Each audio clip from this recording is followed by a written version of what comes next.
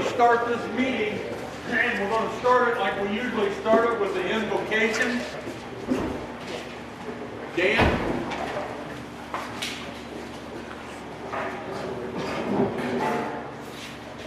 Thank you, Lord, for allowing us to be together to further our education and learn from each other. Lord, watch over this meeting, keep everyone safe. In Jesus' name I pray. Amen. Amen. Mike? We're going to do the pledge of allegiance. Got a flag holder today? Yeah, we got a flag holder today. All right. I pledge allegiance to the flag of the United States of America and to the republic for which it stands, one nation, under God, indivisible, with liberty and justice for all. Welcome. There's a lot of people here today. Gary Ward couldn't make it. I'm Frank Floyd. I'm the vice president of this organization. And a great one it is. Let me look at my notes here a minute.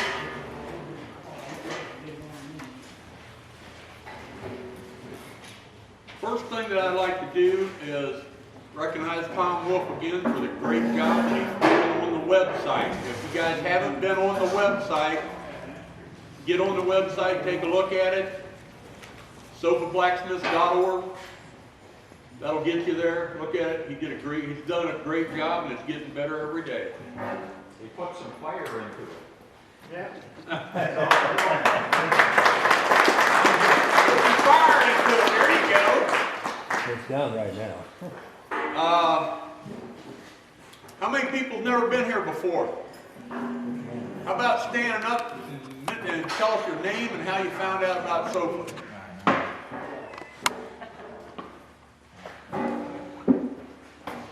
My name's Daryl. Found out through Chip.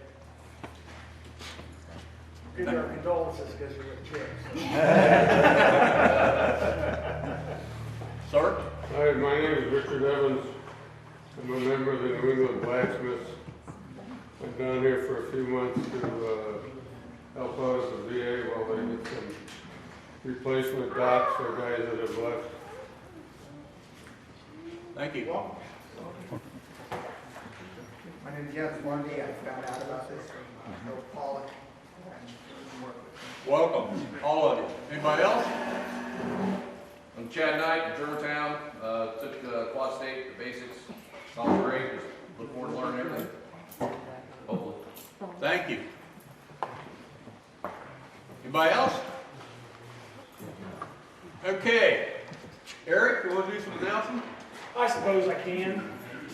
Well, for those of you who don't know, I do all the workshops and things like that.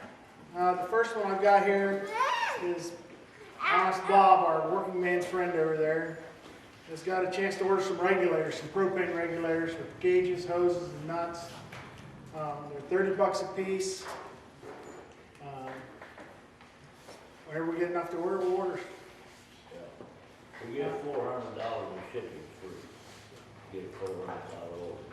Regulators $30. The hose is $1.26 a foot. They're high pressure, No, it's 30-pound regulators. but they're designed specifically for propane. Yeah. Those who were here last month saw an anvil stand Bob brought in. It's a steel plate with 3 legs on it. He's got a guy that's going to make some for us. The club's going to get some. And we're going to get a couple of different heights. They're going to be $100. So anybody that's interested in a steel anvil stand, it's a pretty good price. You can't buy that much steel and build it for that. When do we have to have money in the regulator? Before they're ordered, so anytime, What was the price of the anvil stands? I'm sorry, I didn't hear. $100.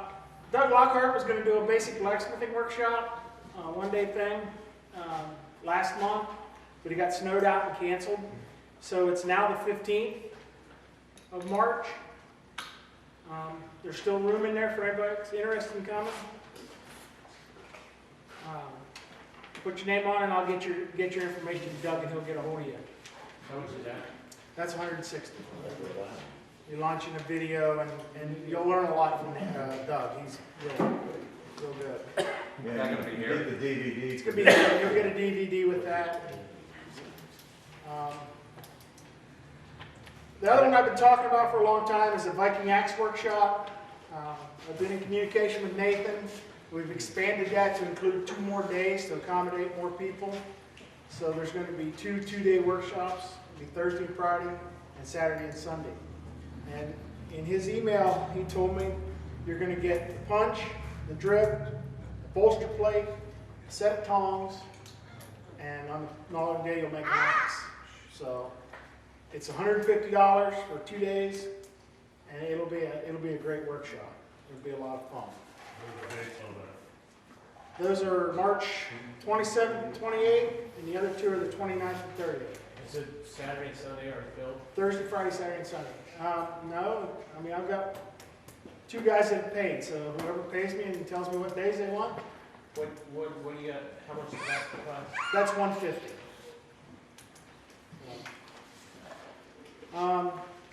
Power Hammer Basics, Joe Blanchus is going to teach. That's going to be a 1-day workshop, and that's going to be $75. What date is that? That's April 26th. I've still got information ones on here for a work table and for a treadle hammer. For anybody that's interested in those, not chisel and stuff yet. But for like the treadle hammer, we got to have 12, 15 people, and it's going to be $800, $700-800. So,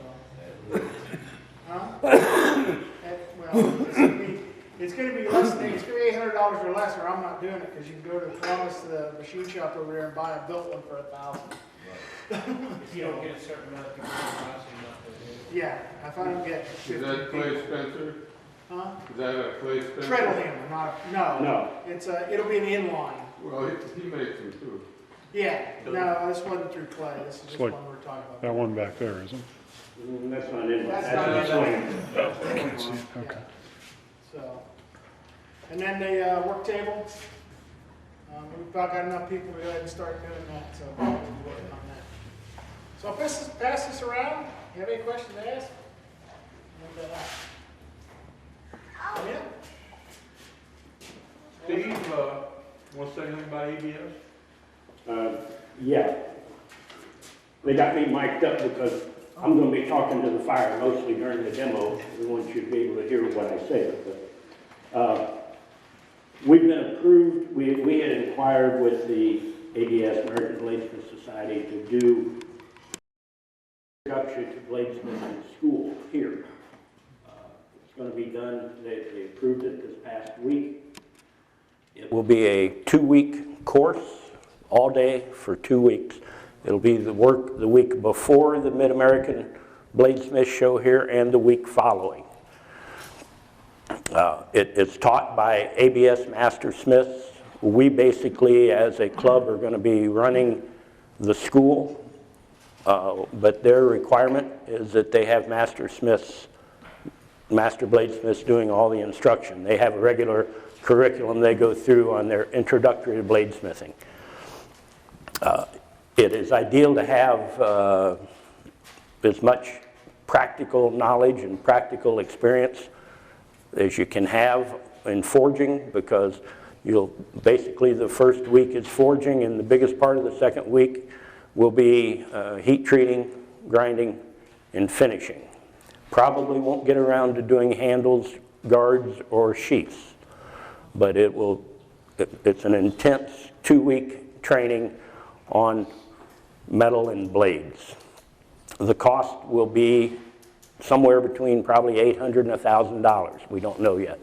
So it's a pretty serious commitment to take a full 2 weeks, because if you do sign up for it, if you want to take it, they don't want people here 2 hours in the morning and 2 hours in the afternoon, because they're serious about teaching bladesmithing. So I've got a basic sign-up sheet to see if we have enough people interested throughout our own group.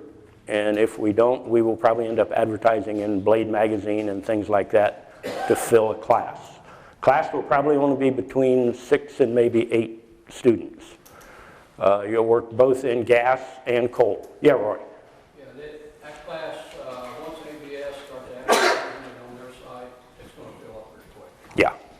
yeah, we're pretty sure they've, you know, in the discussions we've had because of our location, it's something that the ABS wants to make an annual event because they feel even without our members, they can fill the class from people from Illinois, Indiana, Michigan, and whatever, because we have such a great location, a great facility, and there's nothing else around this area. They do one in New England, they do one at Haywood College down in North Carolina, they do one in Kansas, they do some in Arkansas, and that's about it, I think.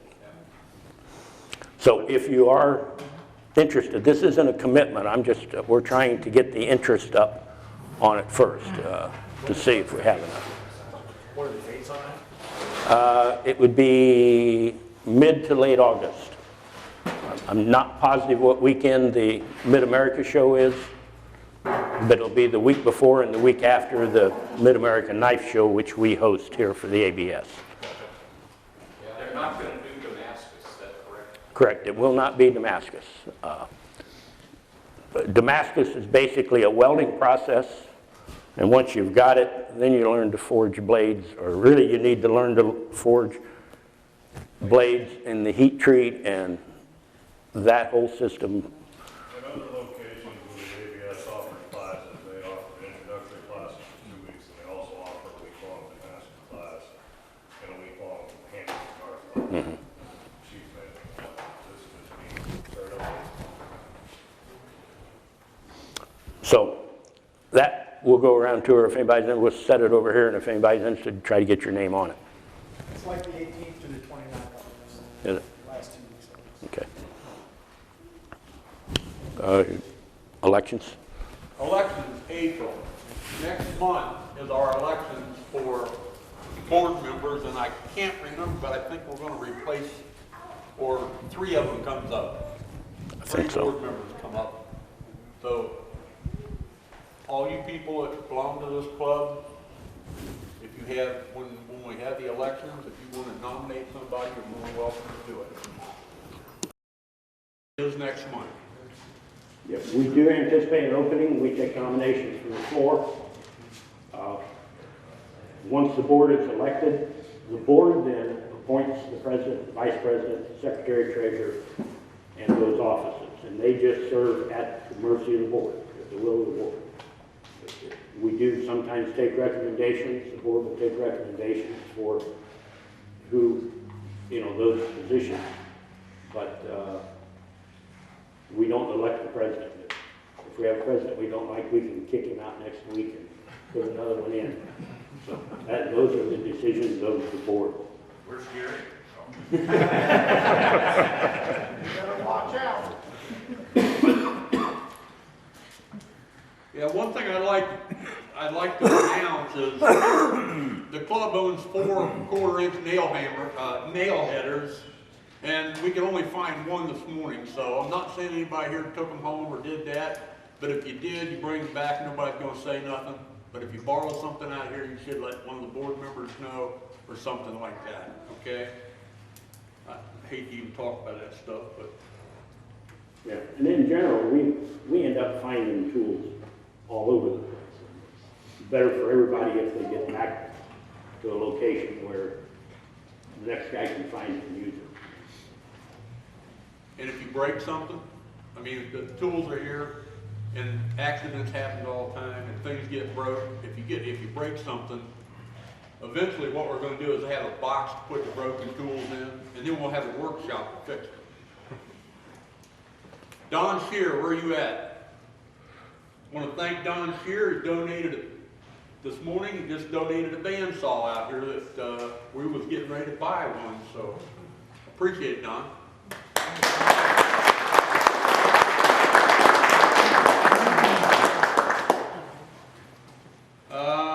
Let's see. Iron in the hat. Every time I do this for Gary, I always say we need some handmade items, and they can be this chain link. Did you look what we got this week? Anything. Now, have we We get some stuff? Well, we need some more.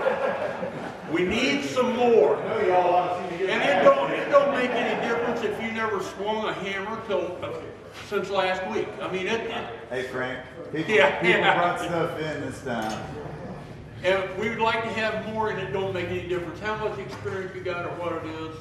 We need some donations for iron in the hat, and that's what everybody likes to take home, is something that somebody else made. So, we would appreciate that.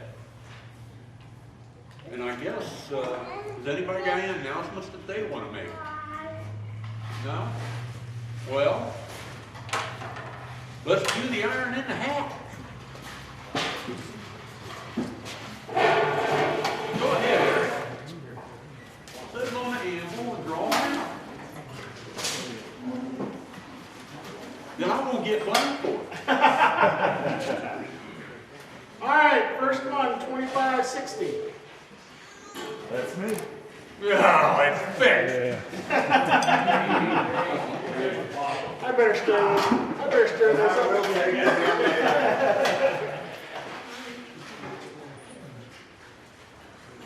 All right. Here, we'll just do this. Spill. 2523.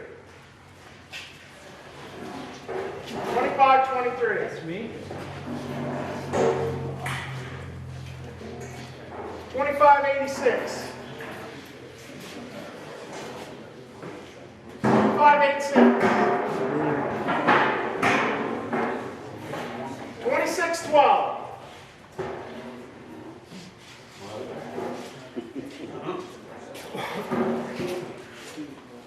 You sure those are running in the hat?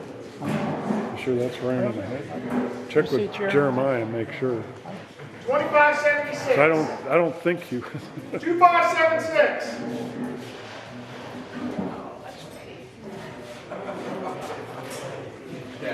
What? I didn't think so. Oh, it's bigger now.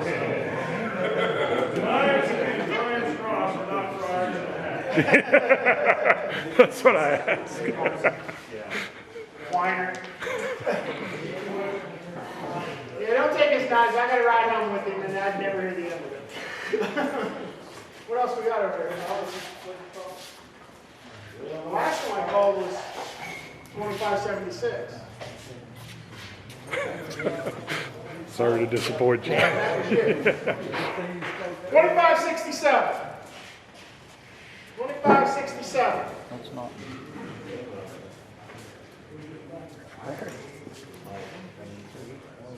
2617.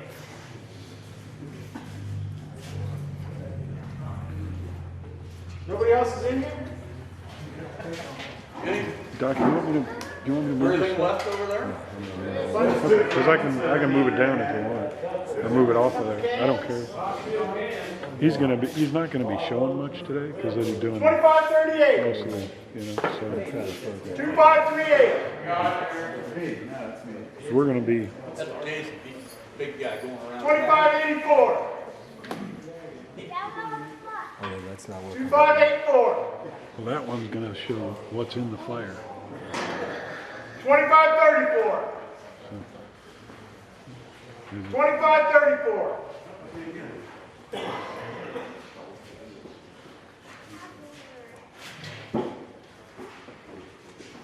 And 2539.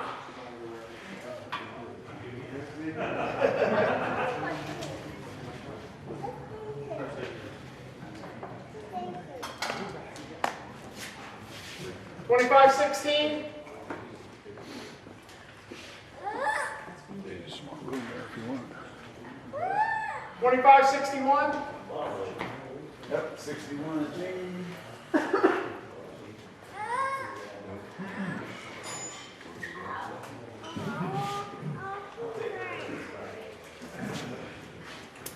2620. 2620. 2540.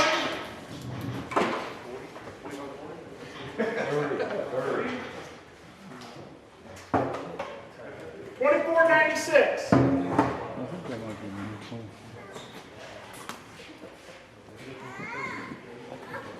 Is that right? 2496. You're gonna need a bucket to carry it. This will be the last one, there's just a few spikes left. 2558. Yeah. That's me again. That's someone else. Alright, one more. It don't matter, it's common. 2565. That's me again.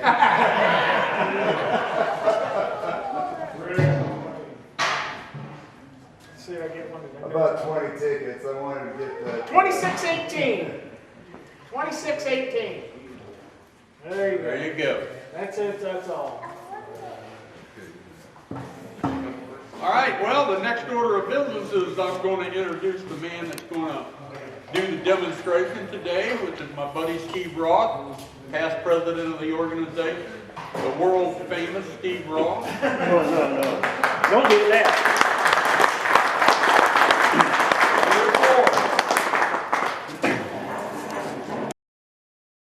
Paul, please go in the back room.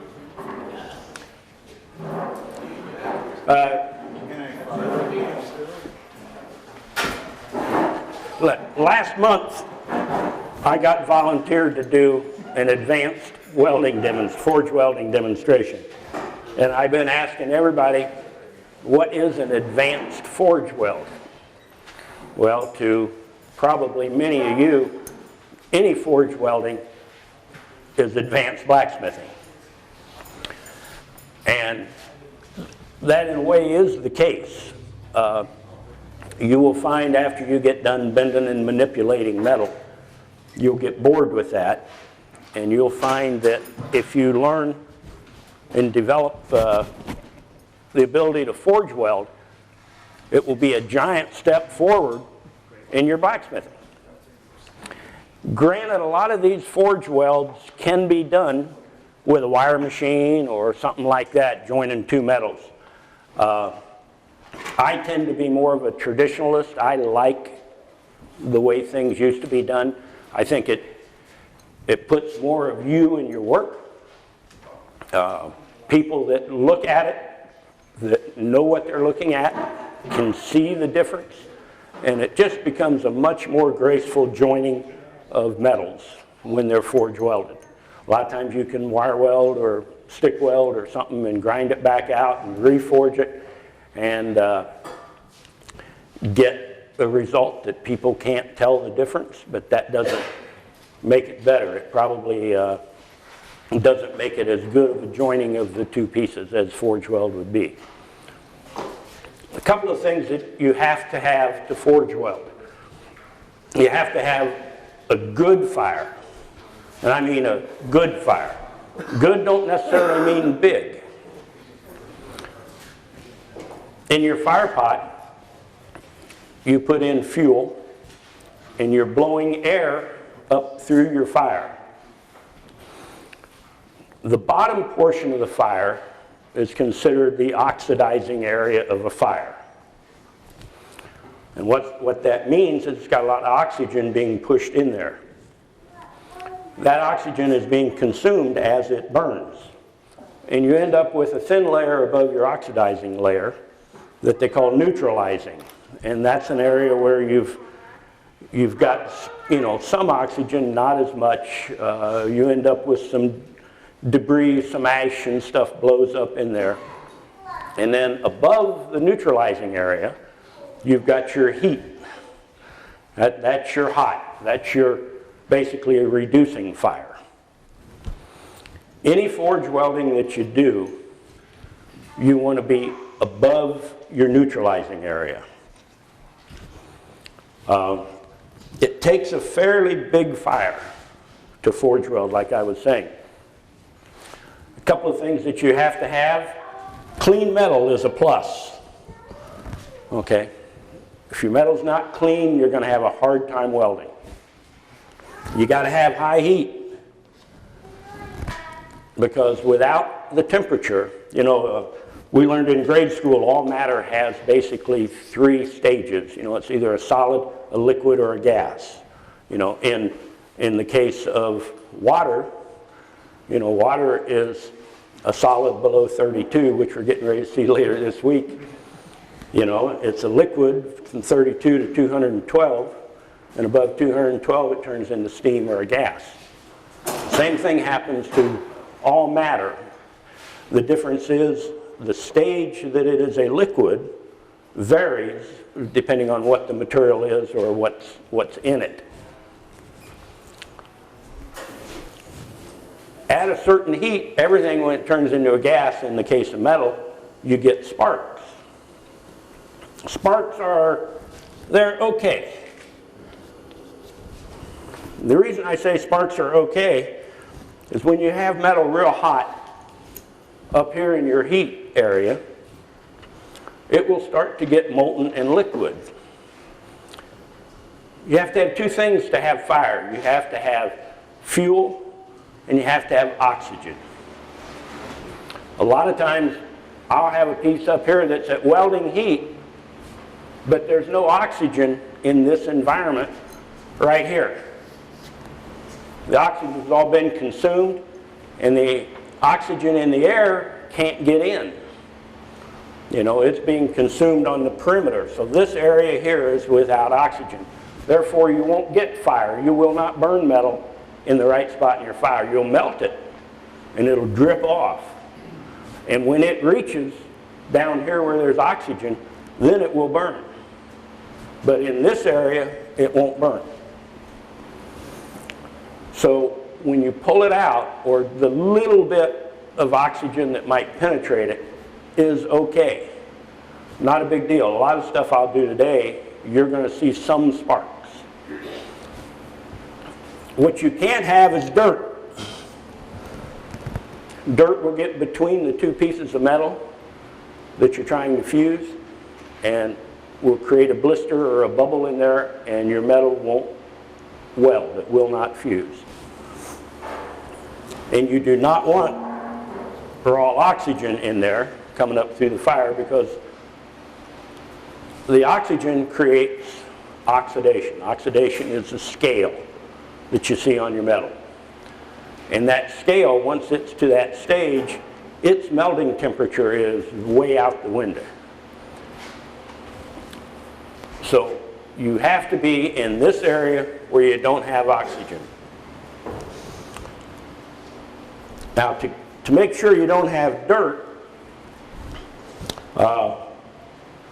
I don't burn, when I'm getting ready to weld, I try to just use coke. Coke is what you create when you burn coal. The impurities leave it, and you end up with coke, which is basically pure carbon. It's like charcoal, same thing to wood, or to coal that charcoal is to wood. It burns hotter, and it burns a whole lot cleaner. Green coal, the smoke you see coming off of a fire, is sulfur and silica scale and other impurities that are in the coal. You end up getting what do you call this stuff? Scale? Clinkers. You know, clinkers are the impurities that have burned out of a fire. Off your metal, burned scale, all kinds of stuff. They're real tinny. A lot of them are melted glass. They're scale that falls down in your fire and gets down into that oxygen area where it solidifies.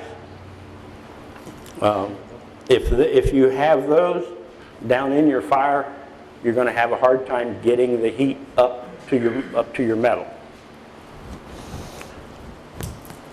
One of the things I do in the fire a lot of times, and I brought my own coke. I know a lot of times we tell you here when you're finished with the fire, you clean it all out, you know, and get it loose. Make sure you don't have any clinkers in there. I make a lot of coke, and I usually save a bucket. A lot of times it's not this big, but I usually have a bucket of coke that I'm going to use when I do welding. I don't weld with green coal. The way I make the coke is when I'm done forging in a fire, I put coal on there and pack it down real good. And what that gives me, a lot of it I end up with a lot of chunks of coke that are a result of that coal having all the impurities burned out of it here in the fire. So in this fire, because I had raked up the coal, what coal I had, I put it in, a little bit of coke and stuff that was here, I packed on top. So this fire is good enough to start forging and welding in, because it's what I'm burning is going to be 90-95% coke, which will produce that high heat and clean high heat. I'll use a whole lot of this coke. I may use half of this bucket of coke today. Because it's so light, you use it up quicker than you do charcoal. There's not as much stuff there as there was when this was cold. Let's see. In the heat, one of the things when we experimented, Mike and I experimented with this last week, I'm not going to be able to show you a lot of the welds to walk around with it. We know that metal expands when it gets hot, contracts when it gets cold. If you take a weld and you take it in and out of that welding temperature 4 or 5 times, and I'm talking between, I'm going to weld, and this chart is pretty well faded, but I'm going to be welding at white heat. You know, you've all burned metal. You know, it was hot, but it was down in the oxygen layer where it burns, and it's white when it burns. I'm going to be welding this right at that yellow-white range. And I don't want it to get, I never want this piece until I'm done with it to get down into much of a red or hardly even an orange color. Because if I do that, I'm taking that metal in and out of that welding range. It's expanding, contracting, and all that. And I got 2 pieces I'm trying to get to stay together. And as they change, it's going to change faster on the surface because it cools quicker than it does in the center. The same way when you're welding, when you're bringing it up to heat, it's going to heat up faster on the surface than it does in the center. So in order to get it to weld, you want all your mass of metal the same temperature at basically a white heat, so you can get that fusion of the molecules. What's going to happen when that stuff reaches the liquid stage, you've got 2 pieces of metal that you're going to forge together. And these 2 pieces are white hot. They're right at that stage where they're ready to run. You bring them out and you hammer on them, but you're not trying to, you have to have in your mind that you're not trying to reshape the metal. You're just trying to get those 2 to fuse together. Kind of like making bread or something, you know, you're just kind of massaging them together. The first pass out of the forge, you'll get a little bit of the molecules from one migrating up into the other and the other one down into that. And that's what starts your bond. That's what we consider just getting it stuck. It's not welded yet. You just got the 2 pieces stuck. I like to take everything, I like to work each weld at least 3 times. Because the second time I work it, I'm hitting it a little harder, and now I'm getting a migration like this of those molecules into each other. And the third time, I'll have a pretty good bond. Now they say that a forge weld is somewhere between 70 and 80% as strong as the original metal was. If you worked it another 4 or 5 times, you're up in the 90 percentile of having it, because what you've done is you have the same stuff all the way through. Now, you don't have this coming up and this little void here. When you wire weld or something, you know, you're putting in a filler metal in here, and you're causing all kinds of heat stresses on what's left of your metal. You look at a lot of welds, the weld don't break, it breaks right beside where the weld was, because you've damaged this metal. When you forge weld, you don't damage that metal, you know, because you've got it all the same stage. Like I say, it's like kneading bread. So the heat's going to be very important. The amount of time, I'm going to be working real fast so we can, so the metal doesn't go through those stages, and hopefully I'll get it to stick. Mike and I worked on this setup. Like I said, I'm not going to be able to show it to you, you know, hold it around here a lot. I think we'll be able to see most of it in the fire on that screen.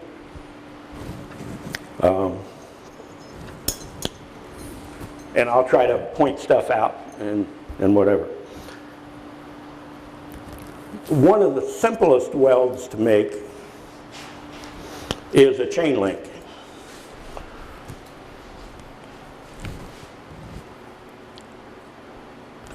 And it's just a simple loop. Normally it's joined on the end. Part of the reason for joining it on the end is when you put pressure on a chain link, even if you don't have a perfect weld, what you've got is these two lapped over, so you're pulling on the bend of both of them as opposed to trying to pull the weld apart. You know, if you pulled it this way, you're trying to separate the weld, so you get the strength of the material and the strength of the weld. Then I'll move on into some other. While I'm heating this up and getting my fire ready, talk a little bit about fluxes.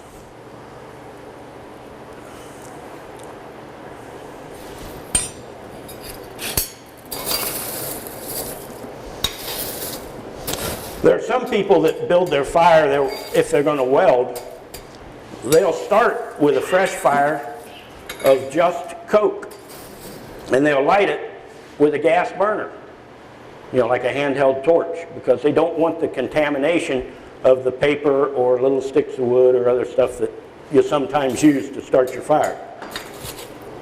Here I've got enough coals that I think I'll be able to get it going. Okay, flux. They make flux for soldering. Okay, a soldering flux is a resin. In other words, it comes from the production of it is from trees or oils or whatever, and it does the same thing that a flux will do in a forge weld.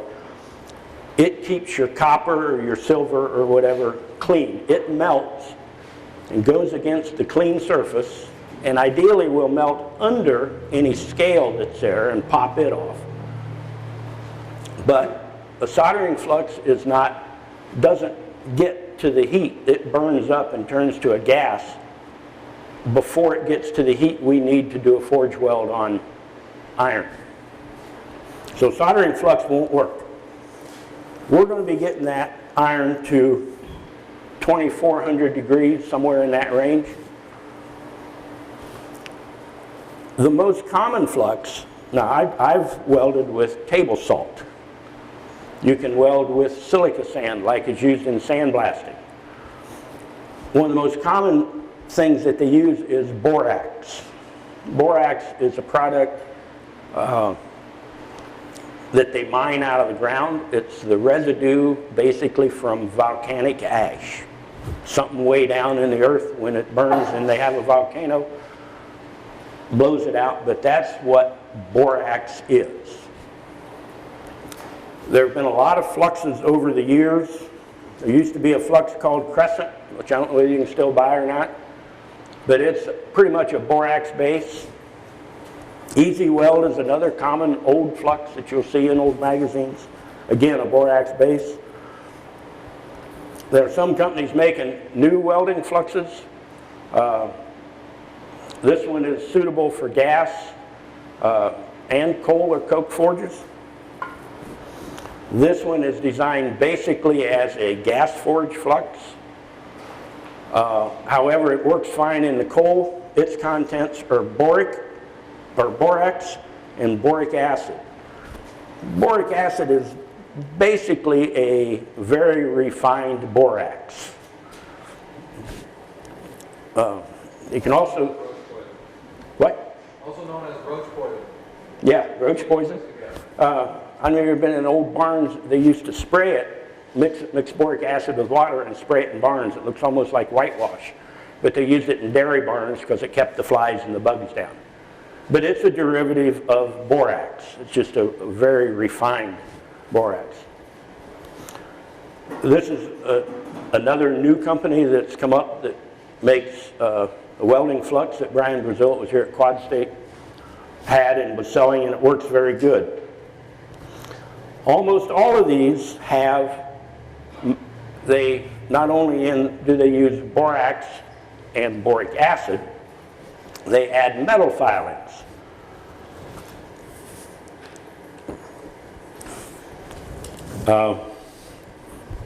You can check, you can find out if there's metal filings in it by using a magnet. The metal filings are there for a couple of reasons. One theory is that the borax melts and creates a glassy surface to your metal, lifts up any scale that floats around on there. And if there are metal filings in there, when you bring a piece out and hit it, what's happening is you're shoving the metal together so you can get clean metal touching clean metal, and it squirts that liquid borax out. The metal filings, they say, helps push that scale. It acts as an abrasive so that when you hit it, it helps push that scale out of the way to allow your metal to allow the two pieces you're trying to weld to get together cleanly.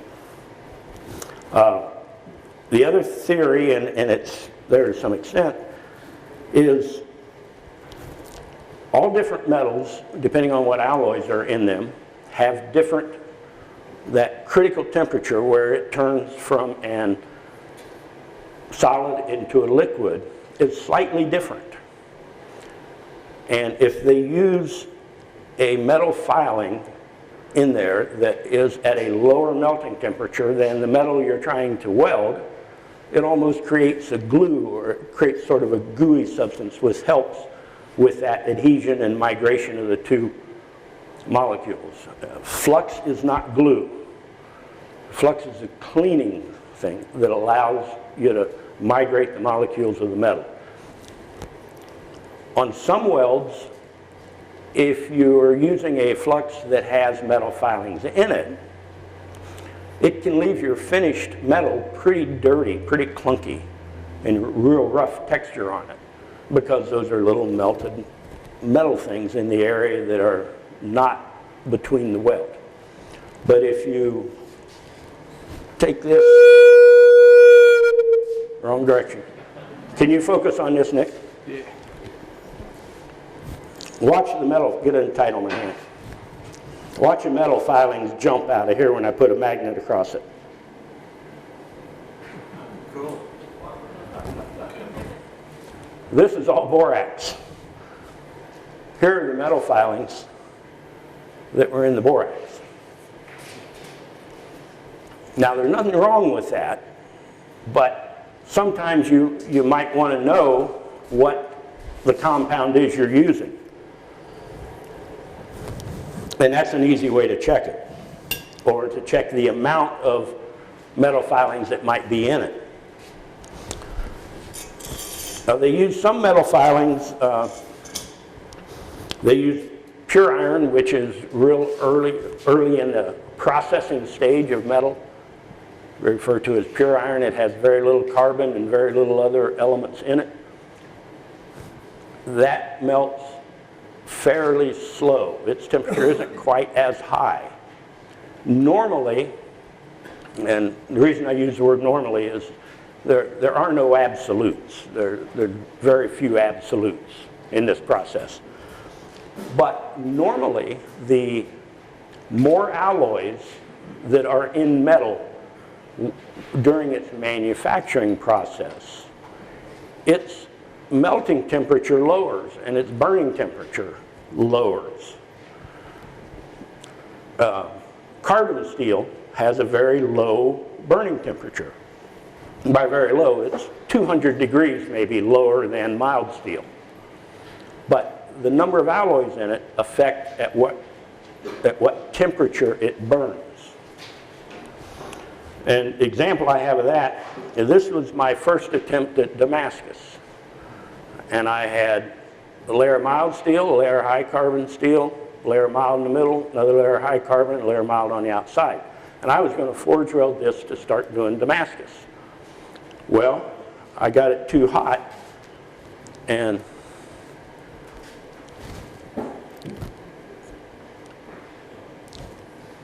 as you can see, and I'll pass it around,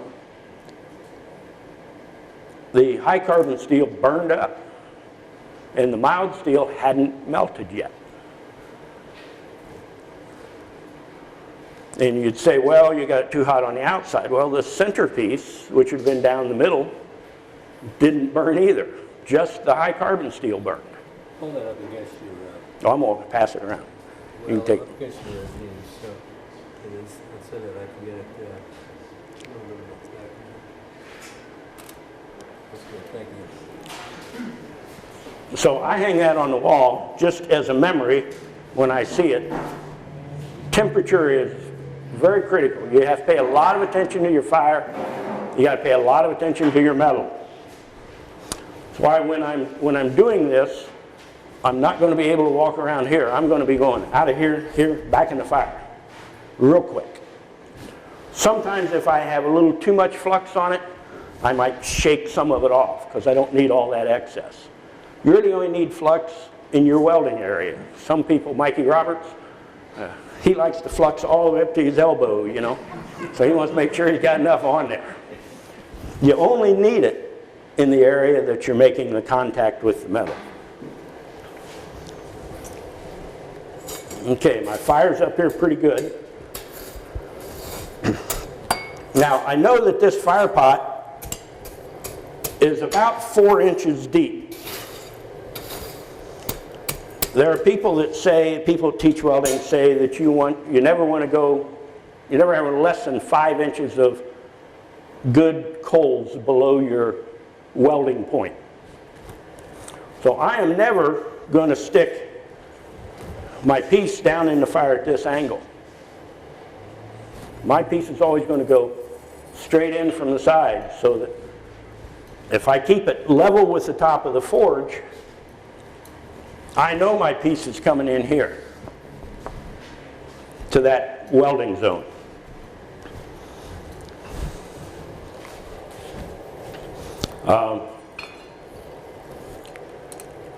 Some people you've probably seen, now it takes this camera just a second to get the right kind of focus, but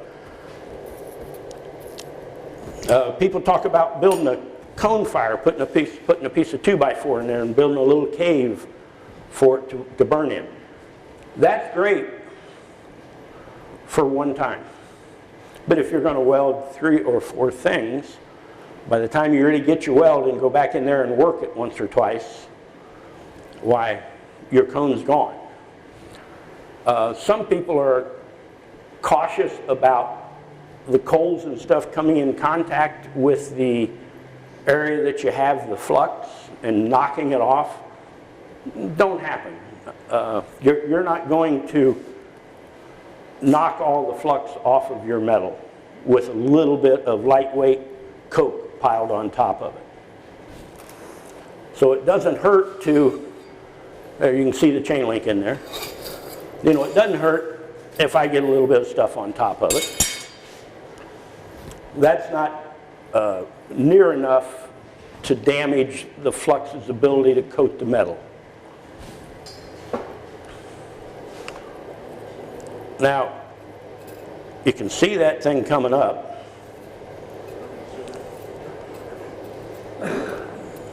And see, it's laying right on top of that fire. It looks good in there because it's not falling in a hole. If you ever have to go in and dig down and bring your piece up, it's too low in the fire. The other thing that I look at is we know where the hot spots are in the fire because of their color. You know, where it's not hot, it's black. Where it's burning a little bit, it's kind of red. Where it's burning pretty good, it's orangey. And where it's real hot, it's white. Well, that white color is what I want for my weld when I get ready to weld this piece. I want my piece that white color. I want it to almost disappear against what I know is the hot part of the fire. I'm going to put this up a little bit so we don't get too many sparks. What's this look like through there? And that's about all the detail we're going to get on that. Hammers, and how hard do I hit it?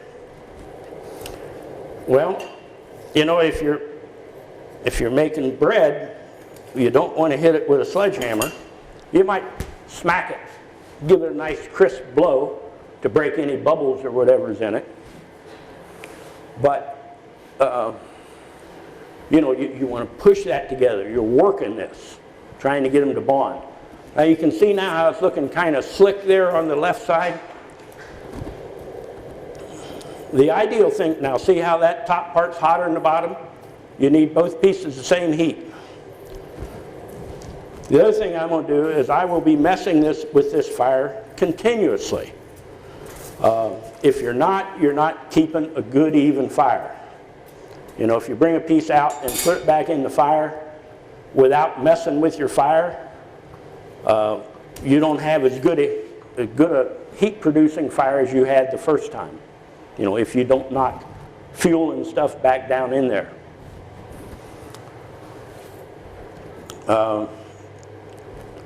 Where you place the metal, I'll move it because the hot spots in my fire are going to be in different places at different times.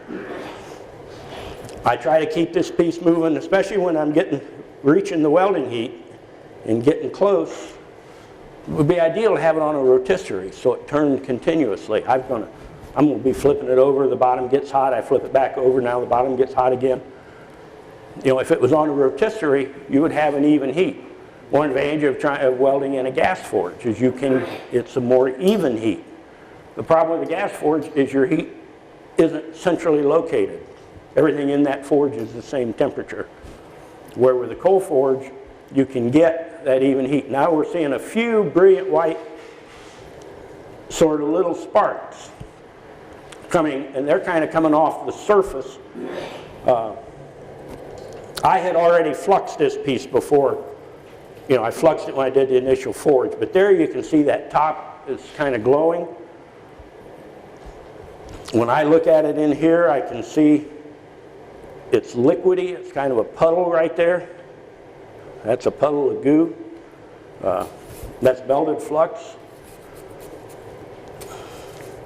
So as liquid as that looks like, I would say that it's ready, just by my experience of looking at it. I'm going to turn it, and I'll probably turn it one more time. Then I'm going to come out and just hit it enough to stick it. I'm not trying to reshape, I'm not trying to reform the metal. I'm just trying to get a bond where I've got the two metals overlapped.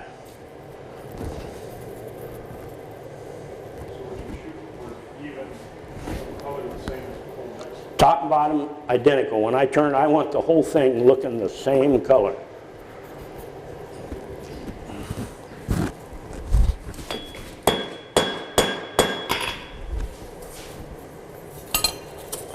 I don't want it to go through a heat cycle. I don't want it to heat up, cool down. Now, what I am going to do on this, I'm going to, because it squirted that flux out and whatever, which was what it was supposed to do, I'm going to bring it back out of the fire, brush it a little bit, and flux it again.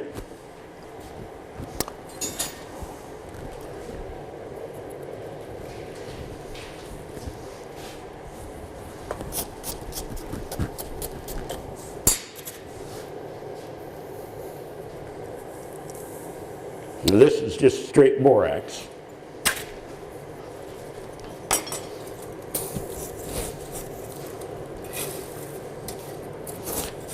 And when I move coke in here, I know that this is all coke. There's very little green coal in all this stuff I've got out here.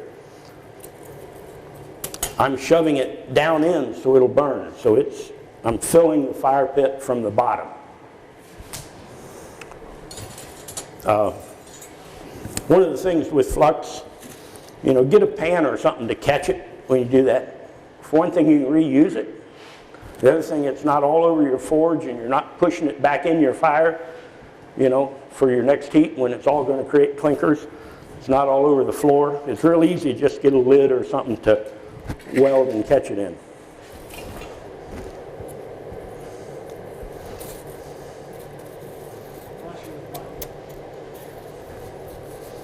What's the flux doing that you put on the second time? It's all over the outside of what you're actually... Right.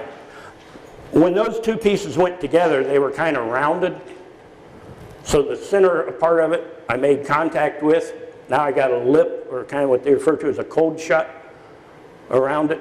So the flux is going to that crevice? That crevice, yeah, that's around the outside.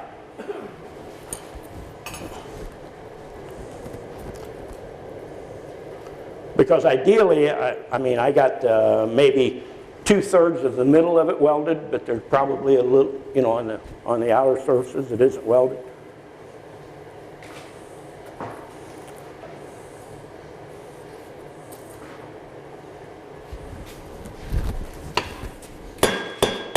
Okay, feels good, looks good, all the same color.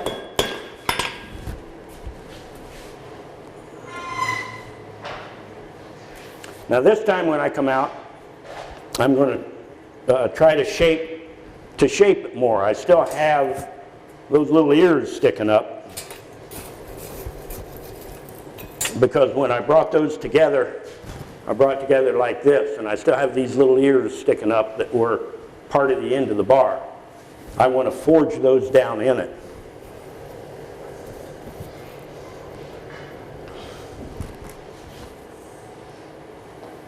So here I am reshaping the metal at this point.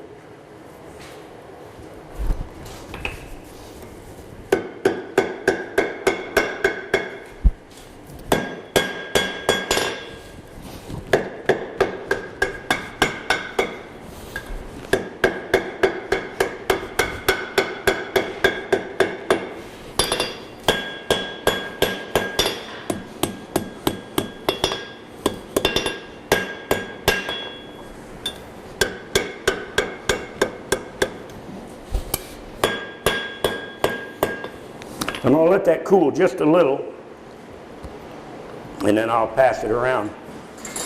Okay, so we got a chain link. What the hell do you do with one chain link? The easiest way, and I'm going to shut the fire off there a second.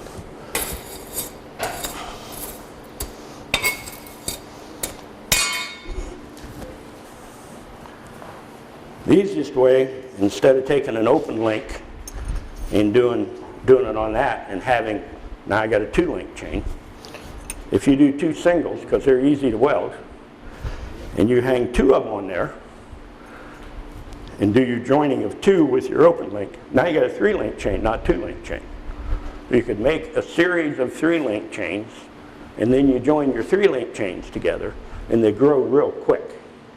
So a good practice is to make 2 solid links and make a similar open link and join it to a 3-link chain.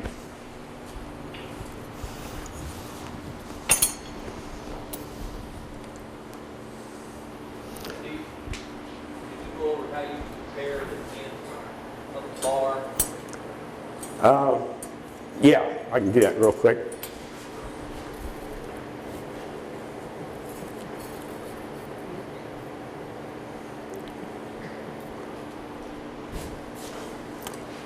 One of the things that makes this one of the easiest welds, this is the one I just did, See, I got a little bit of a crack in it. It now is cooled. It's down to the point, where did my magnet go? It's down to the point where it's magnetic again. Metal, when it gets to a certain temperature, and that temperature is in the reddish orange color, metal loses its magnetism. It's what's referred to as critical temperature. It's critical because what makes a magnet is, and I'm not scientific at all, but all molecules are lined up. That's why, you know, remember little Scotty dogs, you try to put them butt to butt and they won't stick, but you turn them head to head and they will. Has something to do with the alignment of the molecules. Somewhere around 15 or 1800 degrees, as it starts to get soft, all those molecules relax and they're no longer in alignment. And it's no longer, a magnet won't stick to it because the molecules aren't lined up. When you're working a piece and you want to know when you can quench it, if you let that temperature get down to the point where a magnet will stick to it, the thing has pretty well become rigid in its shape. And you're not going to damage it severely by quenching it. If you quench it while all those molecules are in there jumping around, you're stressing the metal quite a bit. That was the link I just did. Oh yeah, that's fire. That piece is gone. That's going to be a fun fire to weld in now.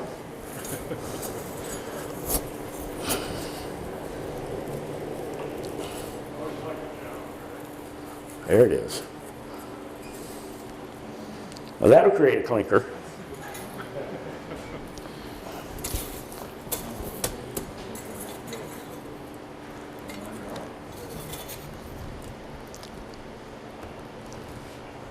Now that wasn't way down in the fire. That piece was laying right on through. So that got enough heat to burn.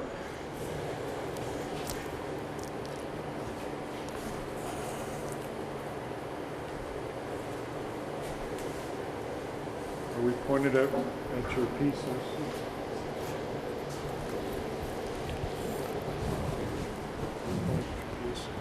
What? Are we pointed at your piece or we need to kick down? Yeah, no, it's there, I think. Oh, you're doing that one. Yeah. Yeah, I just set the other one to the side. I'm going to cut off the burnt portion of this.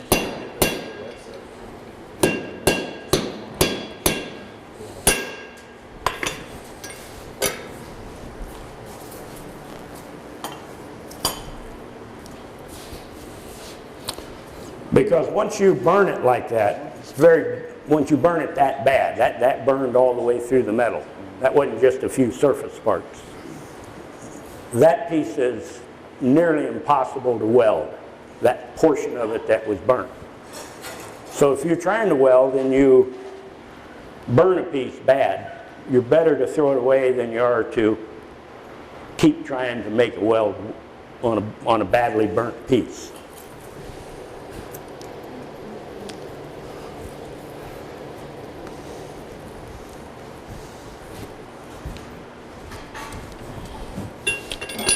These links I have, they're about 6 inches long.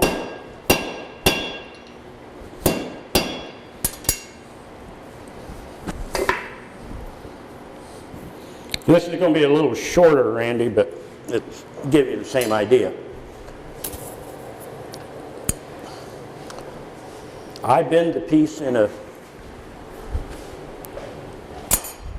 U, very much like, try to keep the sides pretty straight and bend a U. Then I come up here and create a scarf on the end of each one. A scarf is sort of a taper. It's the parts you're going to have come together. And I'm going to talk about scarves in just a little bit. And then I bend them across.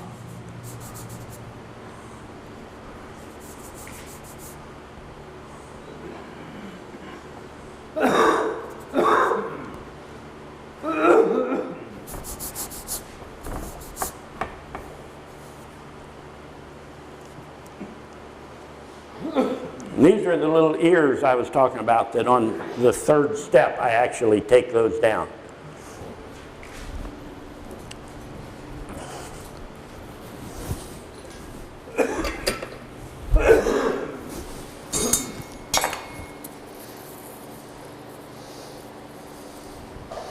This is a little short, but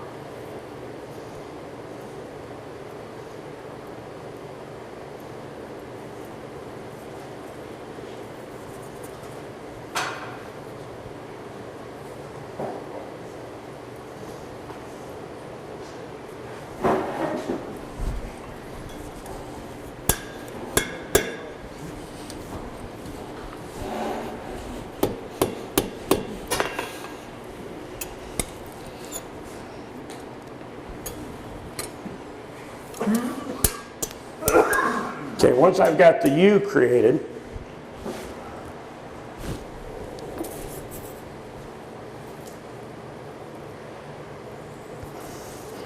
now in this case I am shoving this down in the fire further because this isn't a weld jet. I'm just after some basic heat. I'm not going to leave it in there long enough that it'll burn.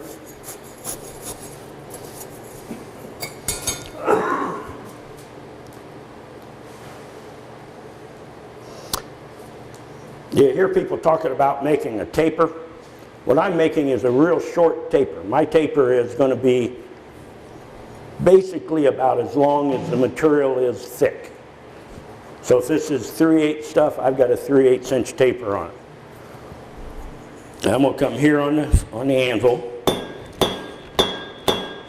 create a taper on that side, turn it over, create a taper on this side of it,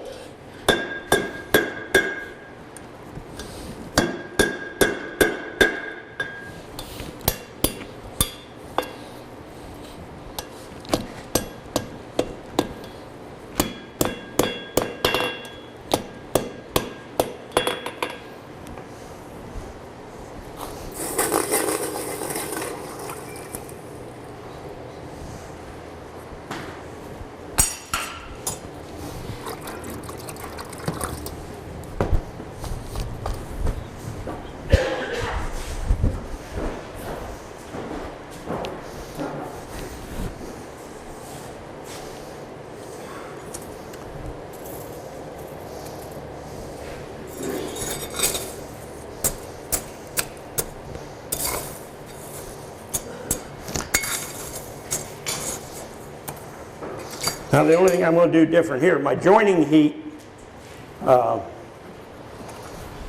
where's the first link that was going around?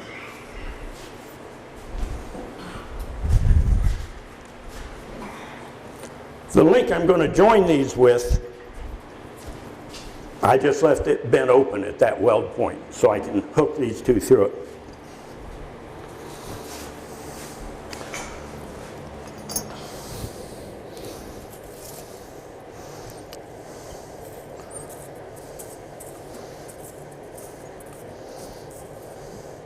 So I'm going to heat it up, not so much up at the weld point right now, but down lower, so I can hang these two links on it and then close it up.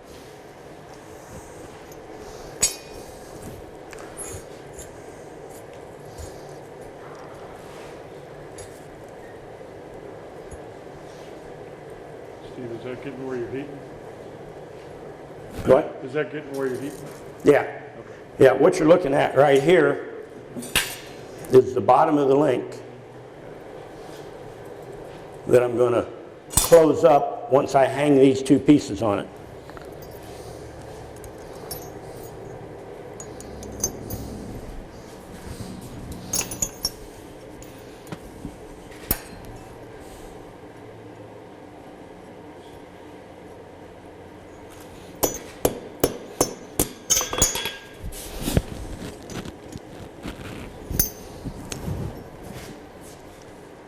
Now I have basically the same as that piece that's going around, that little length I just created. Another sort of rule of thumb that a lot of people profess, when you add flux, if you add it to metal that's black or even just red, it doesn't do near as good a job of lifting off that scale as if you wait till it's orange to add your flux. You also, if it's orange when you add your flux, it tends to melt in quicker and adhere to your metal as opposed to falling off in your fire. When it falls off in your fire, you got a dirty fire, and that doesn't improve your welding. Okay, see there I had a few sparks when I pulled that out.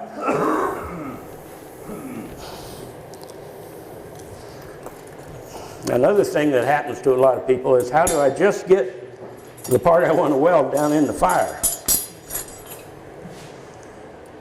And one good way is like take a coat hanger or something, and that all becomes part of my hand. I can now only heat that joint that I want to weld.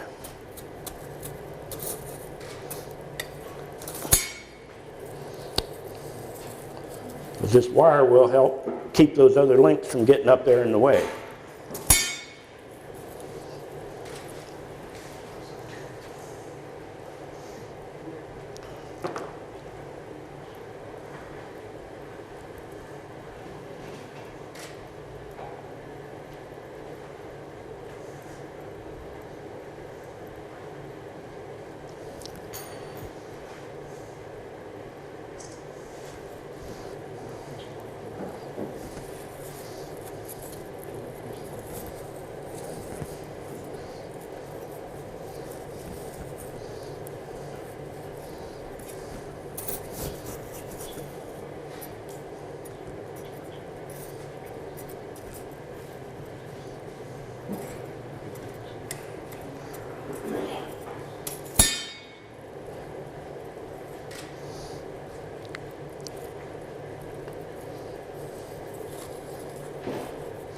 There you can see a lot of difference when I turned it in the color of the two, but they're coming up. They're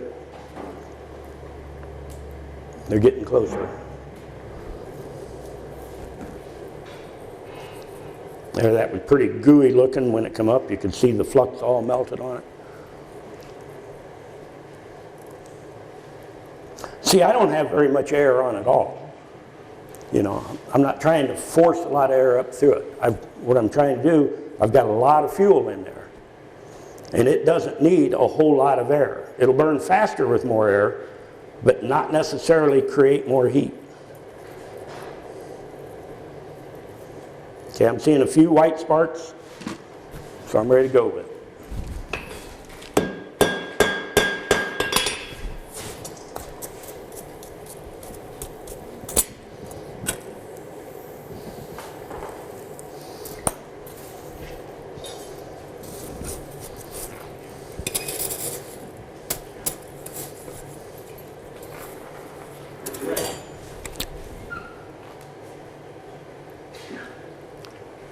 Yeah, I was only out of fire, what, 2 seconds, if that? You didn't lose the heat on the metal, so it still have the same glow. Right, yeah, I'm wanting back fire. I'm not wanting that thing to go up and down on temperature range. It also, the quicker you go back in, the quicker it comes up to temperature, and you save a lot of time not running it through those temperature ranges.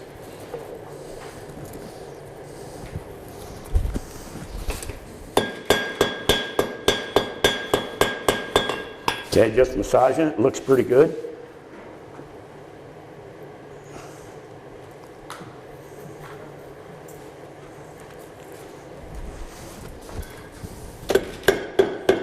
Uh-oh.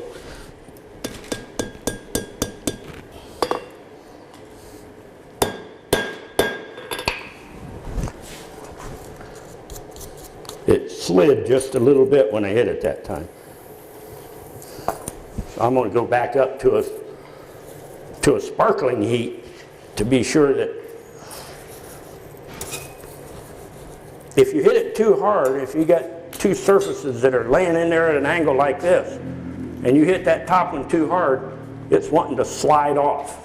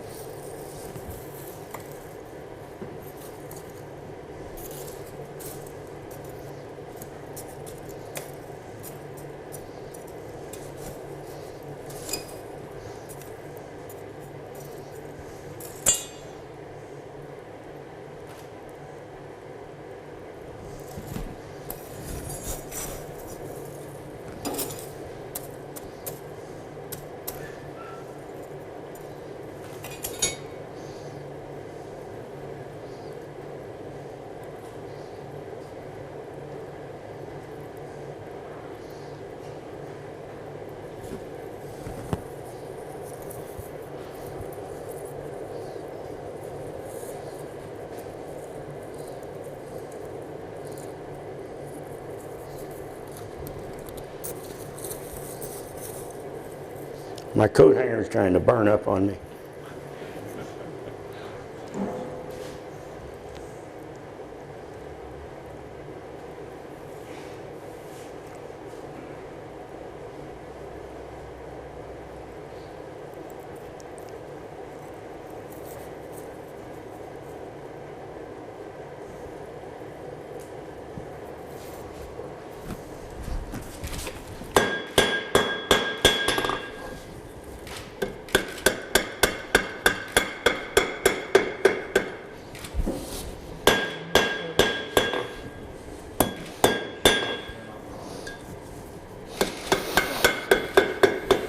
I'm not going to spend a whole lot of time dressing this link because a couple of things I want to get into.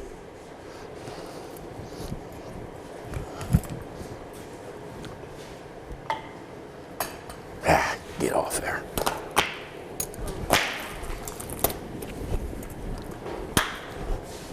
One of the things that makes the chain link one of the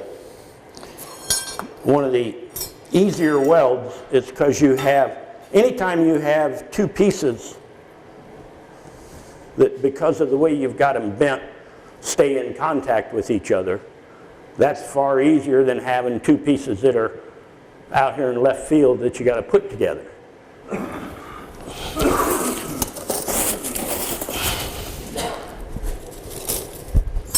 So I'm going to do one more.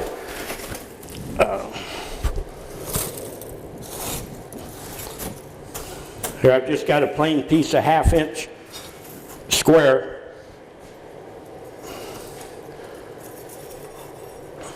When you buy the metal, the way it's manufactured, it has scale on the outside. They refer to it as mill scale. A lot of times you see that because it pops off. If it's round stuff or flat stuff, it comes off in big chunks. And that's the mill scale coming off. It normally comes off when you do a little bit of forging on it. I'm going to forge this end a little bit and bring it back and make like an eye on the end. Again, it'll be folded back on itself. So it's considered a basic weld because the two pieces are in contact.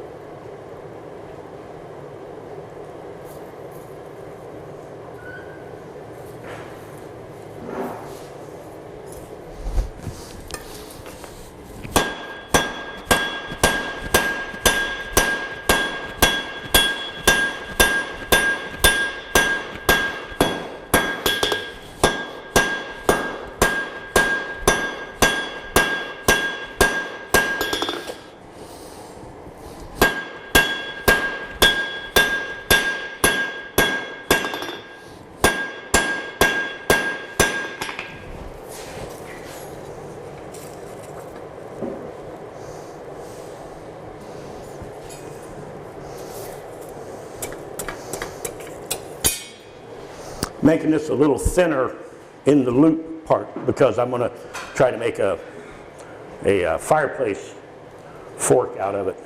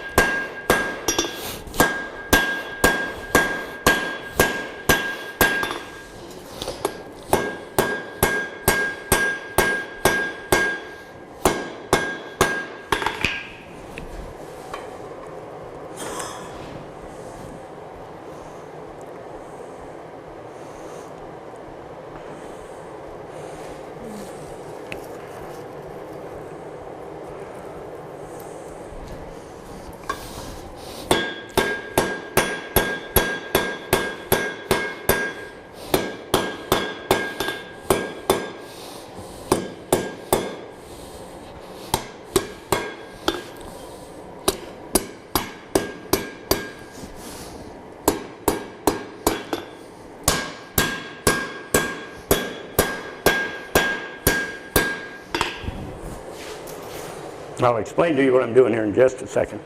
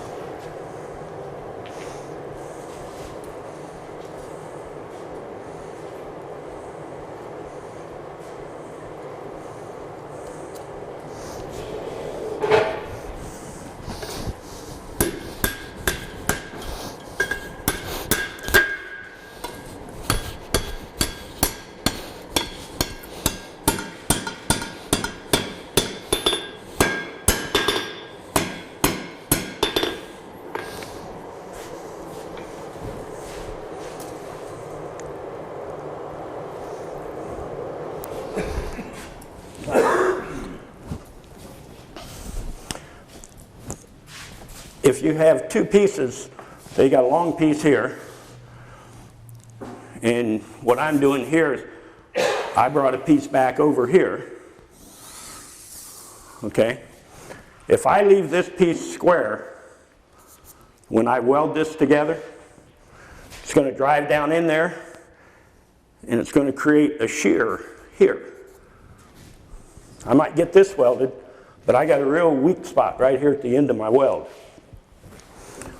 So instead of allowing that to happen, I've put a scarf that looks like this on the end of this piece I wrapped around. So as I beat this scarf's going to bite in real quick, but it ain't going to go very deep. It don't have any strength. As I beat on this is all going to come down, and my weld area will be something like this, where this part will go down into this, but I won't have that shear point.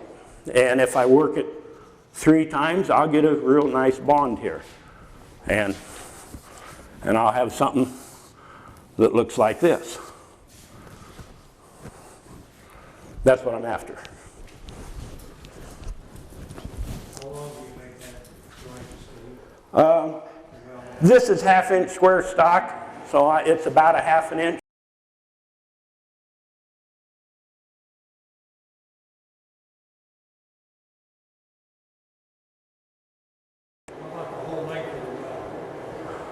Once it's finished, it'll probably be an inch or maybe a little longer. But the scarf in the initial contact area is not that big. Now I'm bringing it back up to, not necessarily welding temperature, but to orange. I haven't fluxed and cleaned this at all.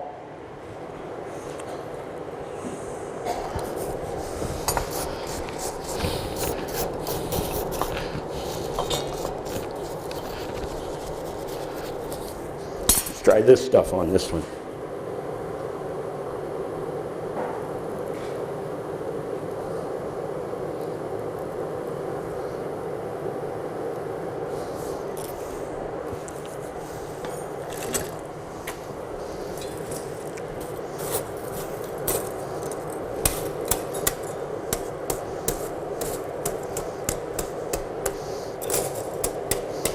It's going to get more exciting in a minute.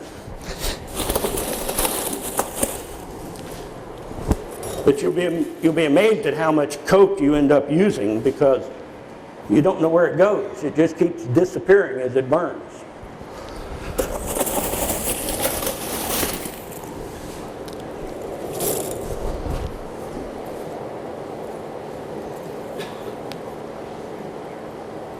Now, one thing you can see on here also, where'd my pointer go? If you looked down on that scarf from the top, you can see I narrowed it a little bit. So, can you see the way it's kind of narrow coming in here? I don't have it necessarily in the center, but I narrowed that scarf coming down because I don't want those little ends hanging out off the edge.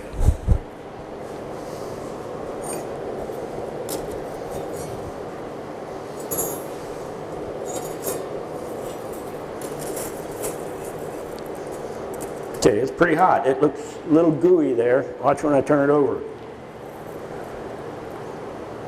You can almost see how that is that flux is just kind of a liquid on the surface there.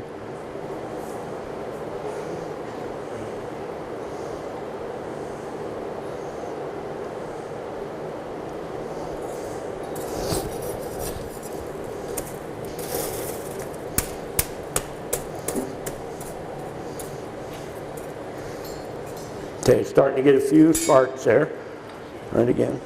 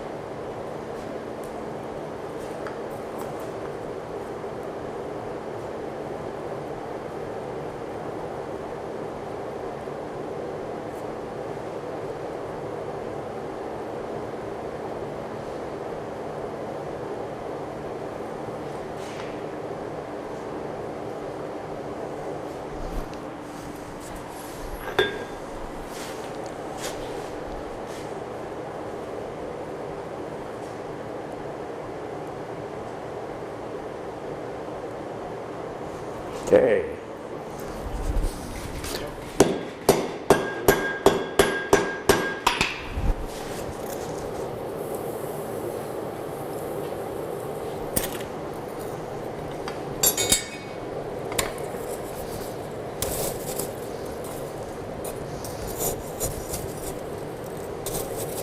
That felt pretty good going in there. When you start getting that fusion in there, you can feel it. I mean, it kind of mushes together. You know, it don't bounce back at you. When you hit it, it just kind of goes, you know, and you can tell that it's biting in.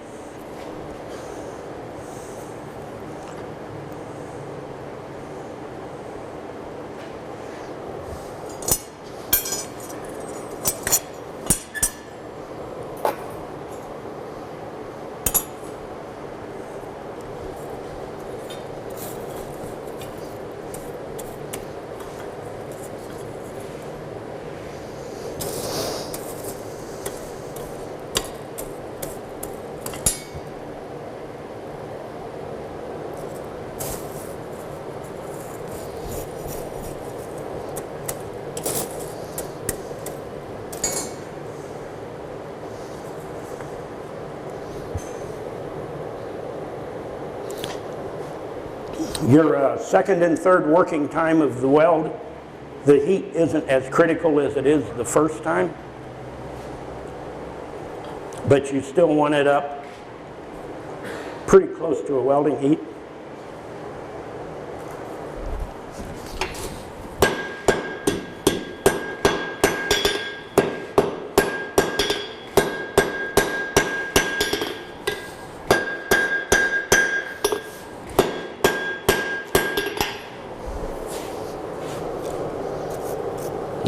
The end didn't quite stick, and we'll go one more time here on the end.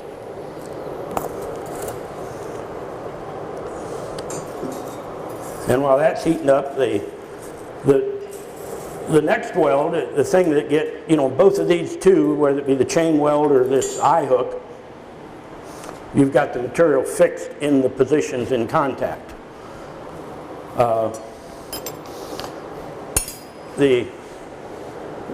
The step up from that in difficulty is having numerous pieces that are fixed in contact. I'll pass this around real quick. It's going to end up being a basket handle. Many of you have probably seen it, but that's the way I started.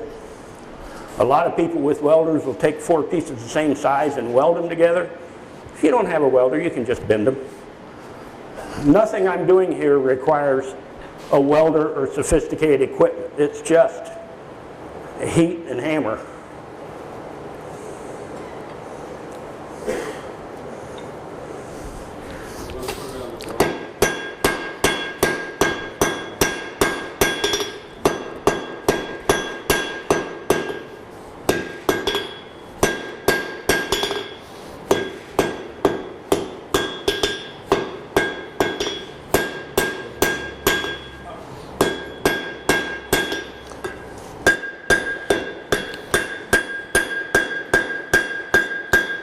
Now, because this is the last time I'm going to work this weld, see, I still got a lot of heat in there, but I'm not really trying to deform it. I'm just trying to massage that joint tighter and tighter together.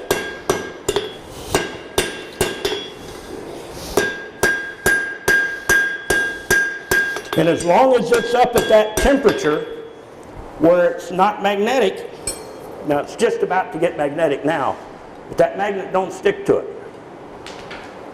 Now, as it cools a little bit,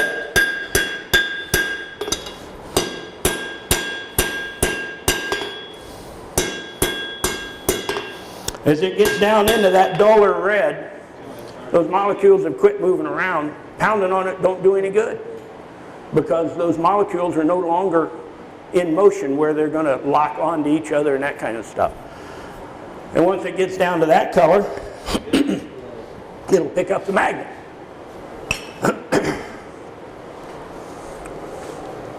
Now, that's the kind of weld that you normally would do to create an eye on the end of a rod.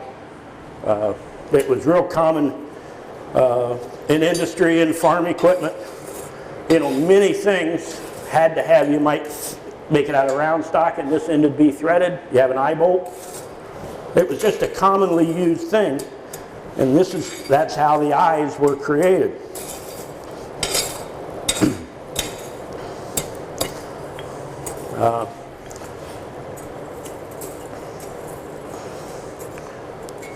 Okay, now, because I'm going to manipulate that eye on the end, this doesn't have to get up to a welding heat. But I still don't want to work it very cold, because that joint is 70% maybe or so as strong as the rest of the material.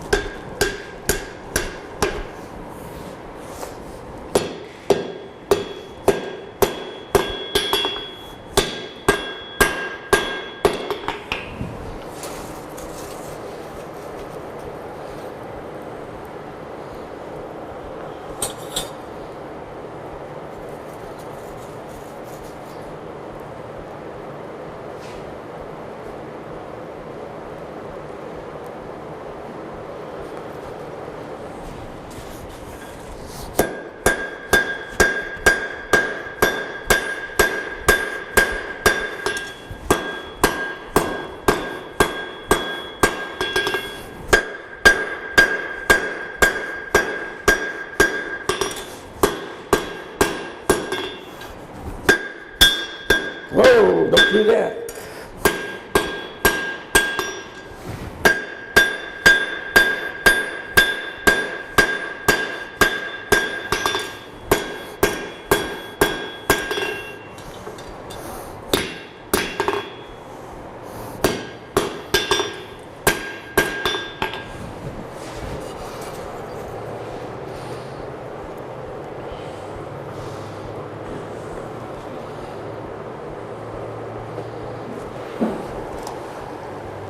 Hey Steve, when you work a welded eye sort like that, take it, open it up, round it up, what's a good safe color to keep it at in order that your weld doesn't?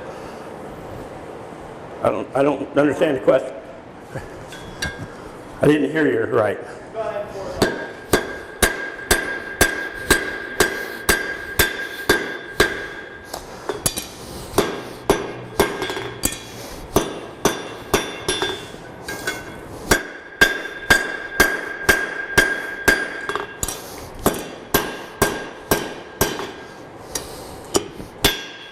Here. You got to talk to it too occasionally when you're working on it.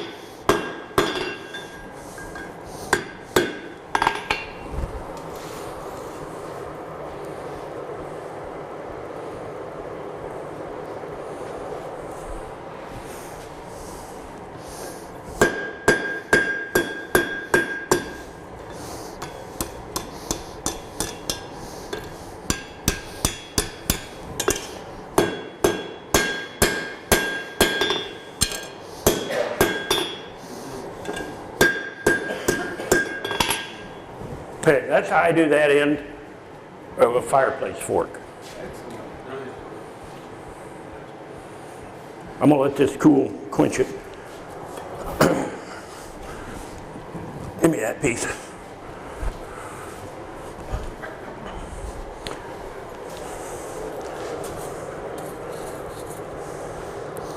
Okay, most of you have probably seen the basket.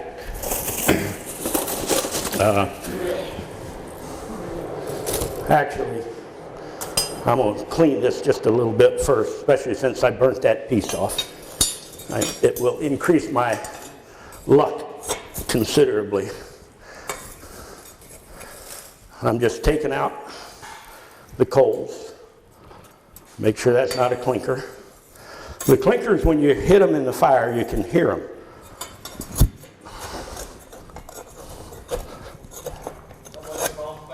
Clinker. Yep, it goes clink, clink. See, there's a good chunk right there.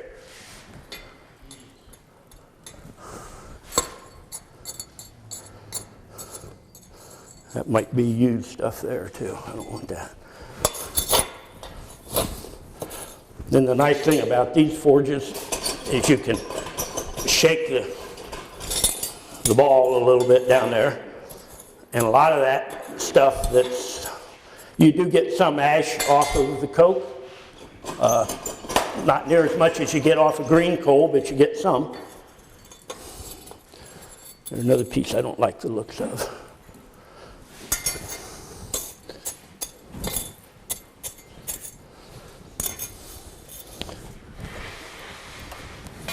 You don't have to put your fire out to clean it.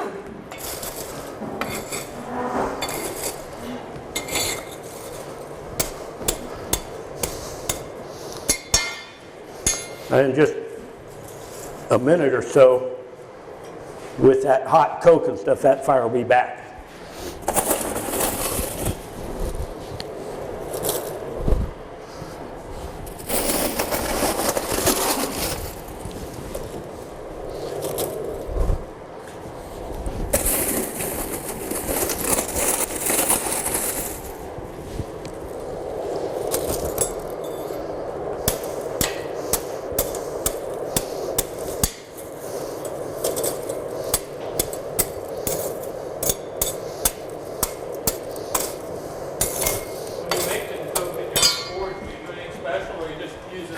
that just coke that's created when you're going off the floor?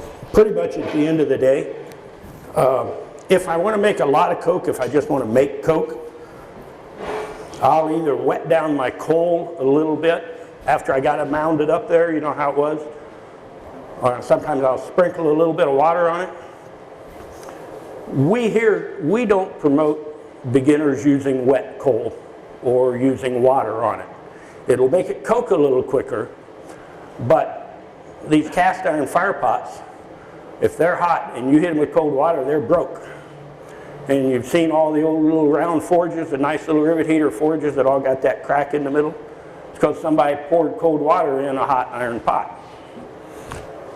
So for preservation of our equipment, we try not to use, we use a minimum amount of water here. If you're at home and it's your own pot that you spent $250 for or whatever, and you break it, that's not the club's loss, you know. But you have to be real careful using cold water, any volume of cold water around hot iron. How does the water help the coke form? I'm not sure. Chemical reaction, probably. Either that or it holds in the heat to a point that the smoke will go out. You'll get a real yellow, putridy looking smoke coming out of the coal. Under normal circumstances, when you burn it, some of that's coming out in the air, and I think water creates a seal or something, turns it more into an oven, and the coke process is a little faster that way. I was working with an open pot forge, and I would do that with my forge, put water on it. But too much water becomes a problem quick unless you're conscious of what you're doing at the time you're doing it. Some people think, well, you know, they'll be talking and pouring water, and the next thing you know, their pot don't work right, and they don't know why. Okay, now I've got 4 pieces here, and I got to be careful when I hit them that I can't hit from the corner because the top will push the others out. So I have to forge this down as a square. Is it a good color to flux it? What am I going to use? I'll just use borax. I'm going to flux about 1 inch of the end of it, maybe a little more.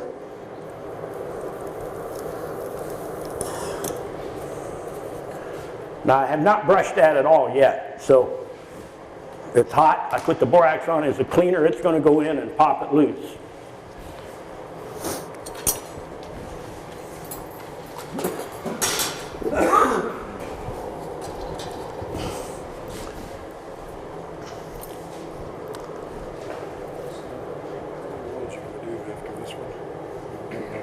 Yeah. I got about an hour left of memory. I'll need to change it. Okay. Okay, that flux is melted well, so I'm going to clean this. Since I hadn't cleaned it at all, and I probably have some junk down in there, but I'm not going to worry about that. Part of the problem on this is trying to keep this thing square and keeping it from becoming an octagon or parallelogram. Whatever, my math isn't all that great, but I want to keep it square.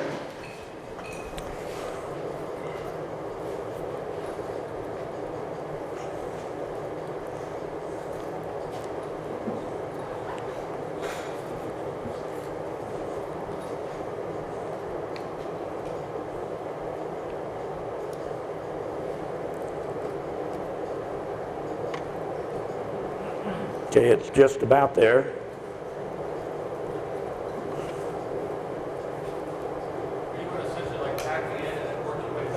Yeah, I'm only wanting to weld now. Sure, as soon as I get this weld done, while I'm making the second one, I got a piece I want to pass around. I only want to weld about 1 inch of the end of it. If I was trying to see the sparks coming, okay, I'm ready.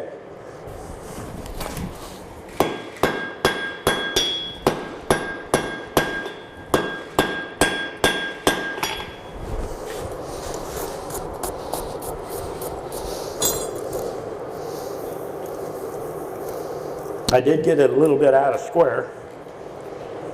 My anvil at home is quite a bit higher than that. And I think I'm over swinging with my hammer a little bit.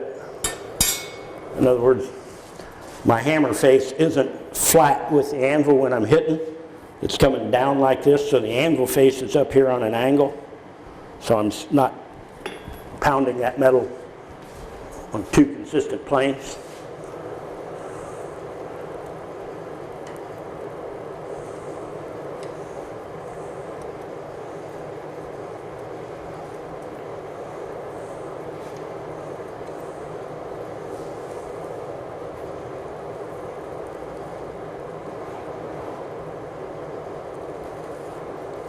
Getting some sparks.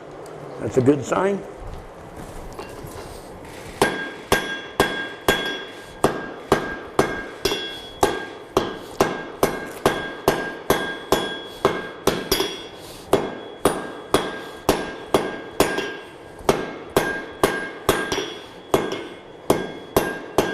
Okay, I'm rounding up this top a little bit because of my next step that I want to do to this particular piece. And also, while it's hot here, I'm going to go ahead and get my 4 lines straight again. I'm going to put a weld on the other end of that. And what that's going to do, you can see that's what I've got now, not with that knob on the top. But I welded the 4 pieces together on the end. I'm eventually going to put a basket handle on it. I'm also going to put this knot on the end. Now what happened here, I used a piece of this 1/2 inch square and I wrapped it around there and forge welded it to it.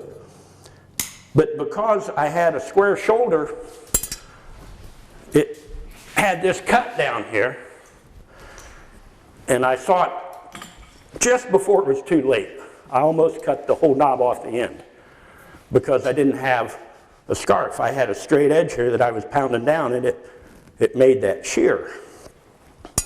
So I did another one, and I took a piece of this same round material, wrapped it around it, because by having the round stuff wrapped around it, it's got a built-in scarf. Whereas I got that round piece here that I'm welding to this piece. Okay, and this creates its own scarf as opposed to a square piece that when I weld it, it welds down in and gives me a shear. However, this to me looked looked too heavy for the piece in balance and weight and scale. And this one, while it came out okay, it's a little dainty. So I've got another piece of round that's a little bigger than this that I'm going to put that button on with. I'm going to go ahead and weld this spot first because I got it hot, and then I'll put that button on.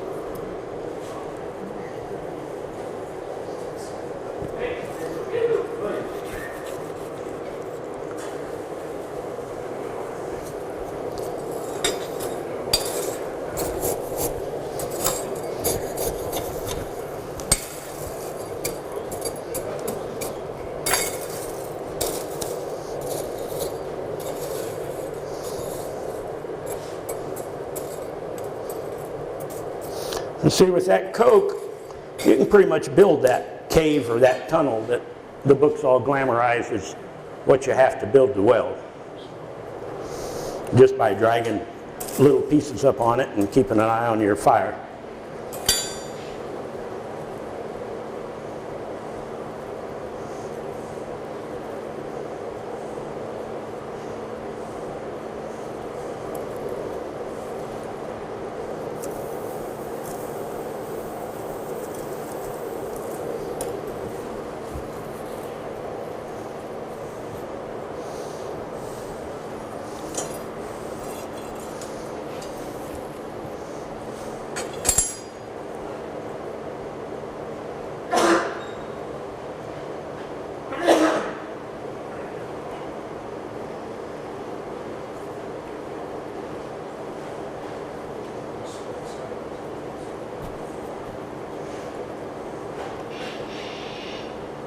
The welding gods have been pretty good to me today. I just had that one chain link slip a little bit. They say that 80% of forge welding is just the confidence that you can do it. You know, the other 20% of it, you have to have the right conditions. But a lot of it is just attempting it, trying to figure, if it don't stick, trying to figure out what went wrong, and having the confidence you can do it. I don't know how many of you have ever heard the name Francis Whitaker. He was the godfather of the rejuvenation of blacksmith back in the early 70s and whatever, when SOFA was formed and all of that. And he had served apprenticeship as a young man in Europe, and blacksmithing to him was just a normal everyday life. And I have seen him bring pieces out of the fire, drop them on the floor accidentally, pick them up, and still put them together. And they weren't sparking when he took them out, you know. He would weld stuff so cold, I couldn't believe it, but by golly, they stuck together and refined down there. A lot of times you couldn't even see them.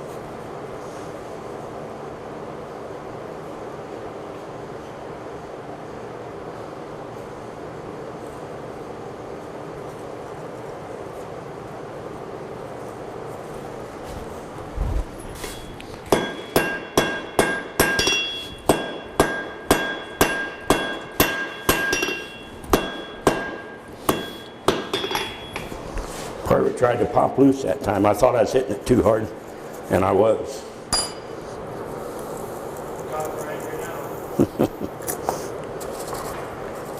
Yeah, and I didn't quite have enough heat. I mean, I was real close.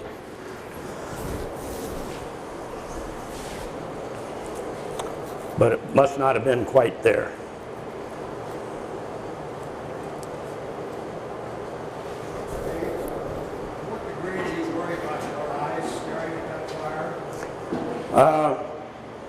I realize I recommend wearing colored lenses. A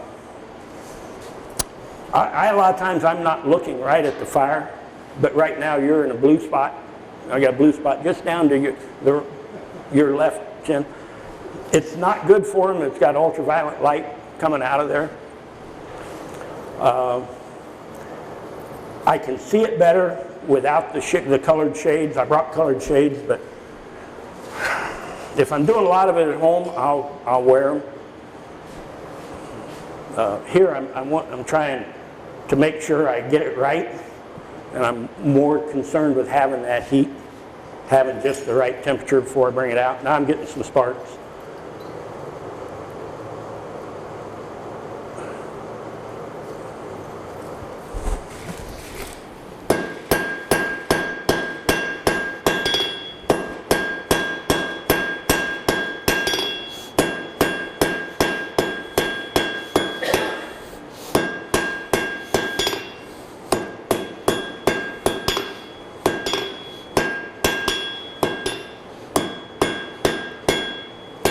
Okay.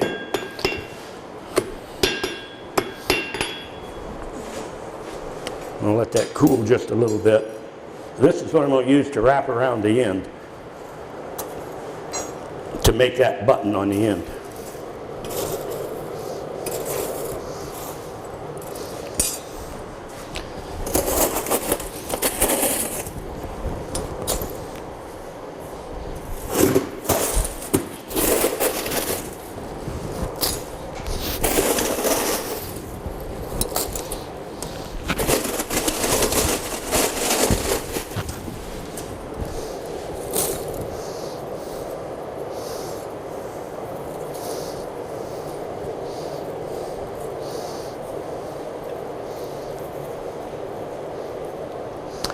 Now on that end, when after I got it welded, I went ahead and rounded it up a little bit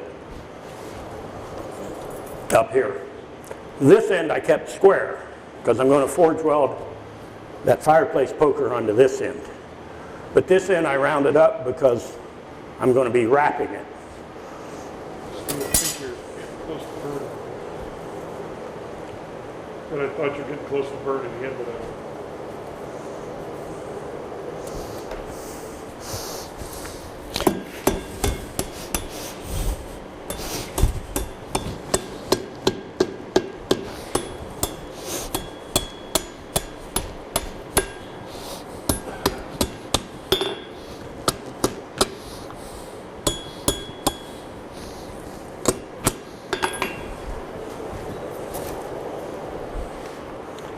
Check the fit.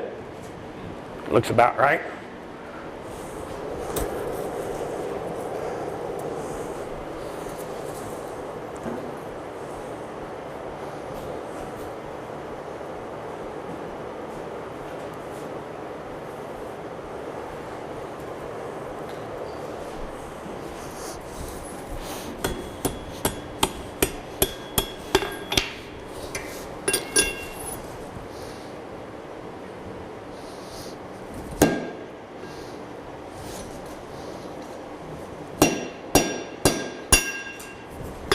I didn't intend for that to fly off, but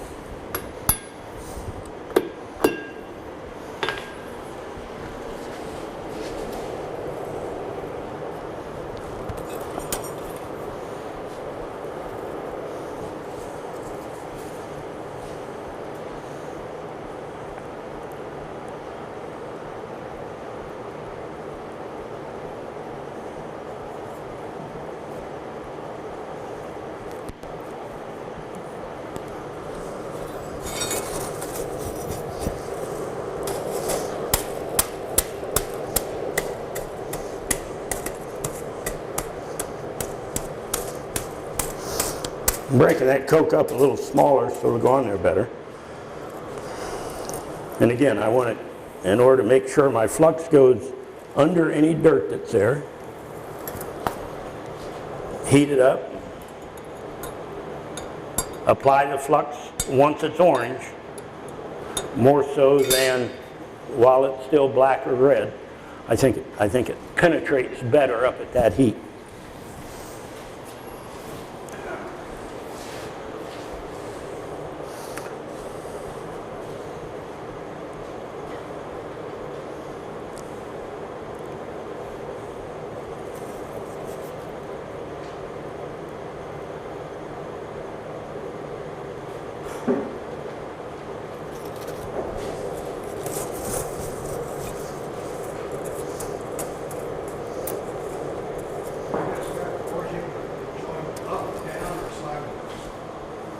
Sideways. I'm going to lock the loop on first.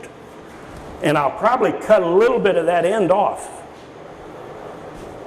in order to create that diamond point on the top, kind of the pyramid point. I may end up cutting a little bit of that end that's sticking out off. First thing I need to do is get that welded around the collar.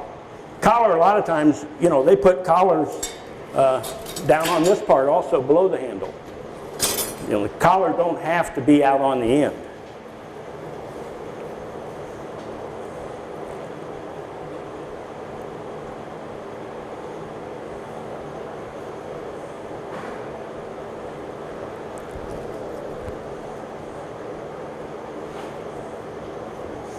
Okay, there I'm getting sparks. I know I'm right up in the range.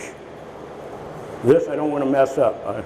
This gets a little more towards the advanced game. And the first thing I want to do is close that loop up.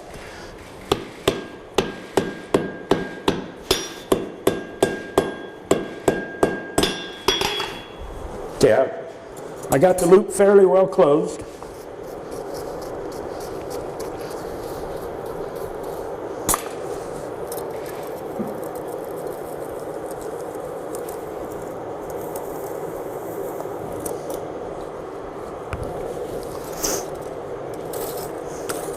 I don't know if you can see now where, yeah, you can see right here, I don't know where the fire shows it or not, where the opening in the loop was. You know, right here is where the two pieces, the butt ends of them. Some people, because I'm going to make this thing square, some people will make sure those come around here and butt on the flat side as opposed to in a corner. If you got them pretty well stuck, I haven't done all that many of them, but I haven't noticed a big difference. I think a lot of it is just the heat you get it to and making sure that joint, you know, first thing I'm doing is closing that in so it becomes a solid ring. I'm also allowing it to get square because I'm going to end up with a square. My intention is to have a square on there in the beginning. Now, as I tighten that loop on that rod that's going through there, I'm just welding it to it, you know, and it's going to get tighter and tighter and tighter, and hopefully totally weld. You can see where it's not even touching it right here in this one spot? See the air through it? See how the loop goes around and see that hole going through there? The loop isn't even touching the center bar right there. But I want to concentrate on that seam and turn the thing square at the same time.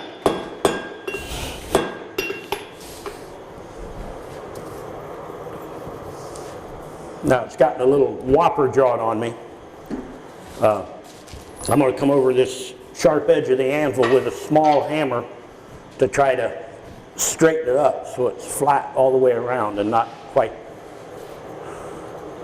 it don't have that little whopper jaw to it.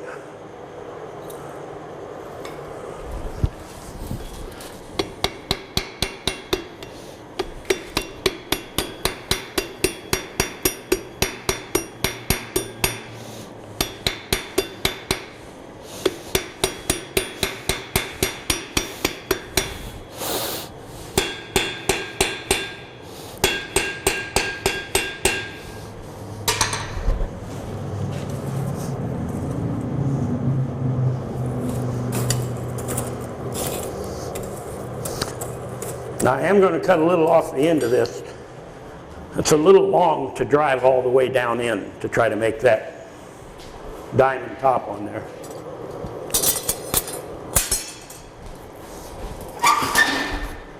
To try to get this top. This one will be a little bigger because I used a little heavier material when I wrapped it.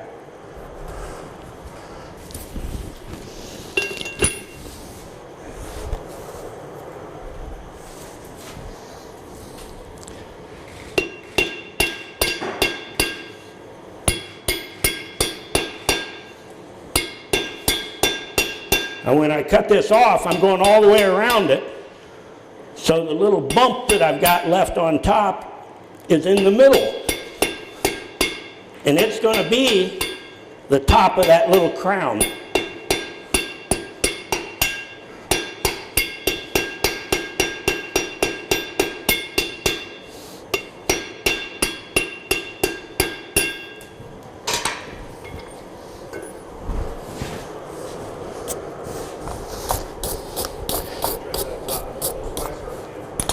Sorry, what? No, just on the anvil.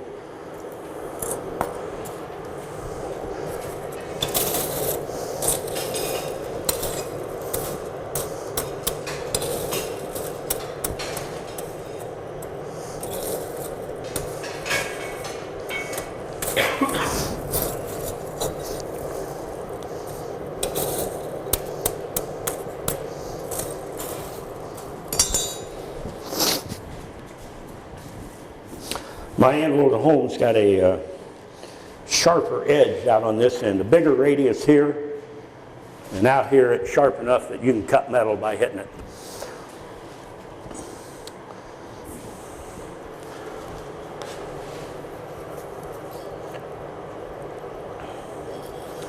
I want this to go to welding heat because I'm still trying to make all those little, it's going to flake off and finger off and all kinds of stuff, and I'm trying to get all that up on that mass to become a solid piece.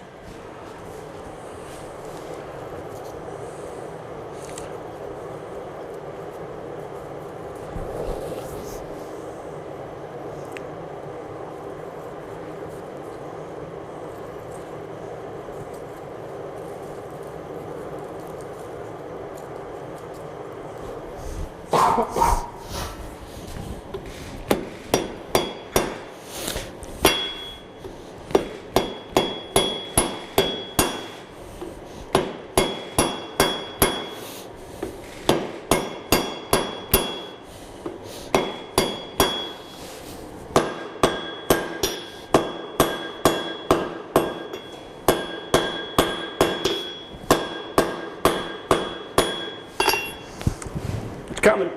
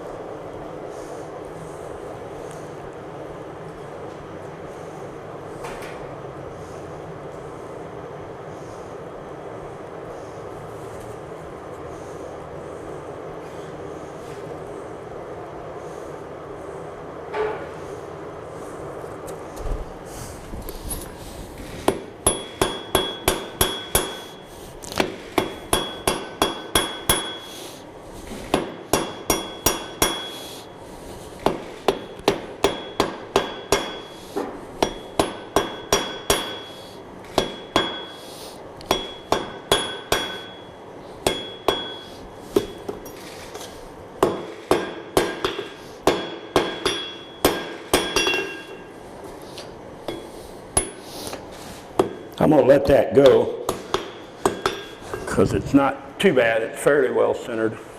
Because I didn't have my shoulder that I was working back against, I got a little, some stuff underneath there that I've been working on a sharp 90 degree. I wouldn't have had the underneath part like that. That would have been a lot cleaner under there. But pretty much got the diamond on the top. And that, physically, that size to me looks better. The one was a little dainty and the other one's too heavy. There's enough of a mass difference that I think it makes this makes it a little more appealing. What? You're using 3/8? Yeah, I went to 3/8 for the wrap. How much time we got on there? Oh, I got Okay. We'll do one more weld real quick and then. Okay. Well, I don't want to keep everybody here past the snowfall.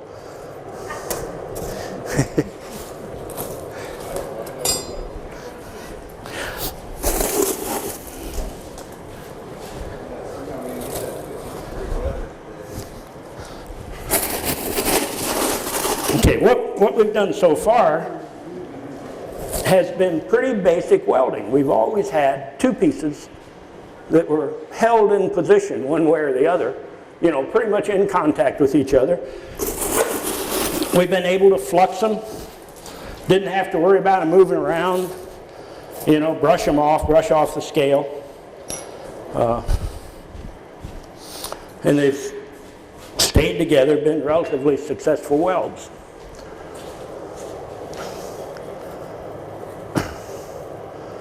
The next thing I'm going to do,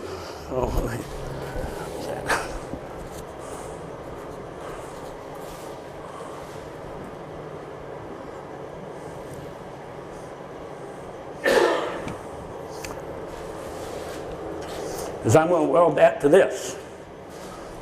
And what many, for years was considered a drop tongs weld.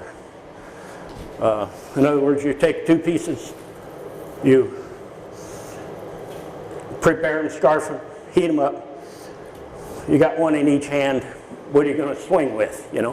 What you got to do is let go of one of the pair of tongs, holding the piece down with the other piece, pick up your hammer, and perform the weld, which can get a little bit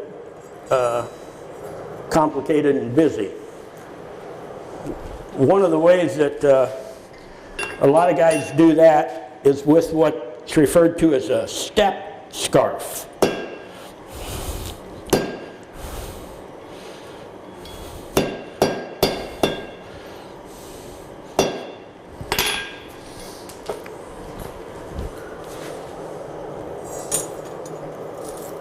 There are the pair of tongs here. There they are. In any forging process, you really want to make sure that your tools are pretty much the right tool for the job. If you can't hold it well, you know, if it's wanting to wiggle all around in your hand and all that, you know, you're going into a prize fight with one hand tied behind your back. You're not going to have near the percentage of success, whether it's drawing a straight taper or making a scroll or whatever. If you can't hold it in the exact position you want it on the anvil, how are you going to hit it with your hammer where you want it and make it go where you want it to go? I tell people all the time that blacksmithing should be, what you're trying to do is move the metal where you want it to go with the least amount of effort. It's not beat it into submission and then say, hey, look what I made. You know, it's manipulate it. And you can do that under the right heat with the right pressure. A normal scarf, like I said, I had that little end. A lot of times they'll take a piece and they'll hit it on the end, upset it, and make it a little fatter. Because when you come back and work that, you're making it smaller during the working process. So upsetting it is a good idea. Then you want to put that little end on, that little point, spur or whatever that's going to dig in. And then you've got your scarf area where the weld's going to be. So the ideal weld is that in reverse, okay? That's a good scarf because your little points are going to dig in. This becomes your welding area. And that works great. The trouble I've had with it is when I bring these pieces out, and I got one over here and one here, and I'm trying to lay them down and put them in position. Sometimes you'll overlap them too far, and sometimes you won't overlap them enough. So I'd seen this in old books years ago, and then it was, I don't know, like Mark Astor or somebody did. He did what he calls a step scarf. And he comes on the edge of the anvil, and he'll come on here and put a little step in this, and then make his scarf. And he'll do the same thing with the other one. And that way when he gets here to line them up, he's got this scarf, this one's got a step in it, just like the bottom one. So he's able to, that gives him a fixed point of overlap. And that's been real helpful to me, that I can, it just makes it a lot easier to find, you know, just how much you want to overlap it. So I got this piece.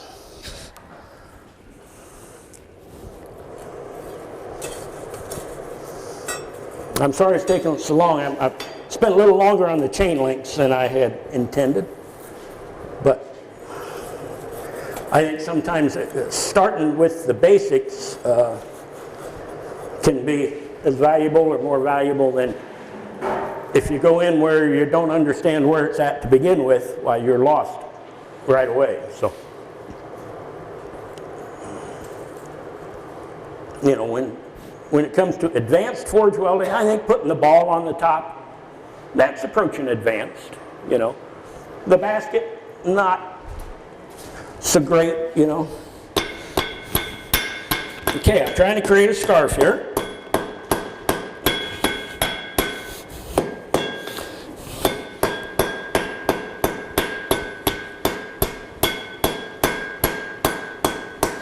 Now keep in mind, these are the end of the 4 bars that I welded, not the one I put the ball on, but it's the other end. And I only processed that weld twice because I knew I was going to be going back and doing it again in this step. So I wasn't over concerned about a third time once I knew I had a decent bond, decent shape.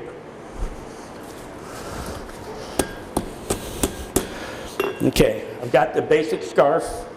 Now I'm going to come back here and put the step in it. You want that step going not halfway up the material.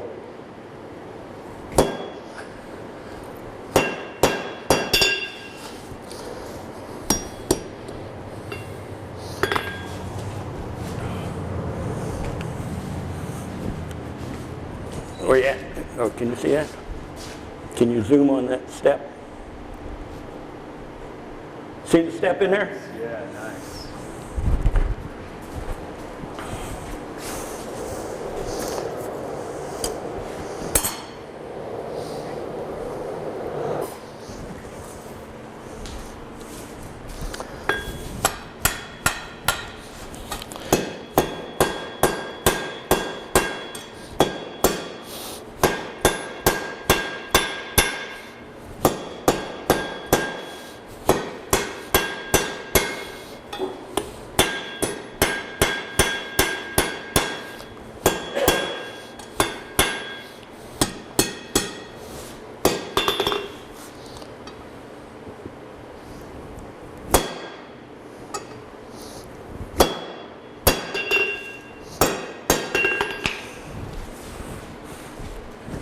Got a step in that one.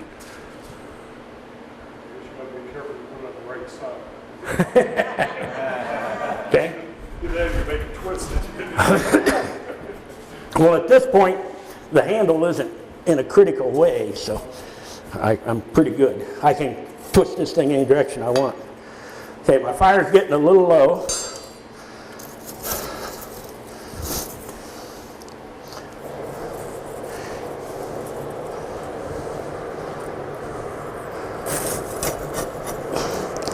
We'll see if the welding gods are going to be good to me this time.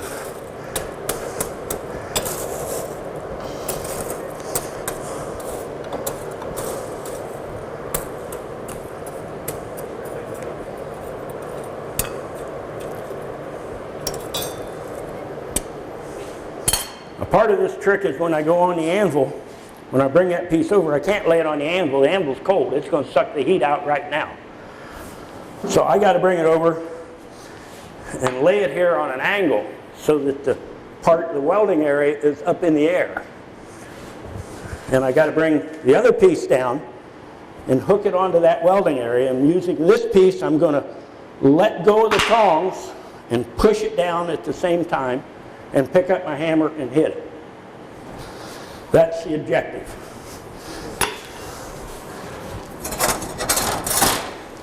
So everybody pray for me.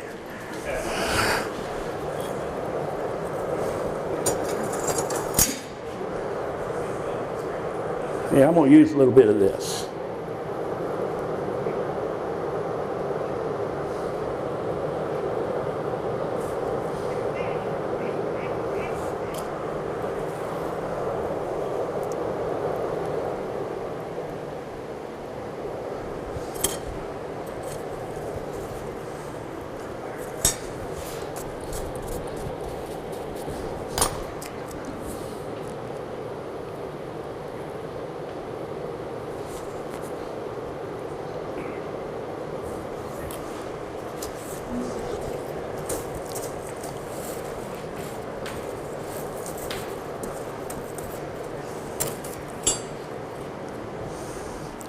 I might turn this so you'll be able to see it a little better.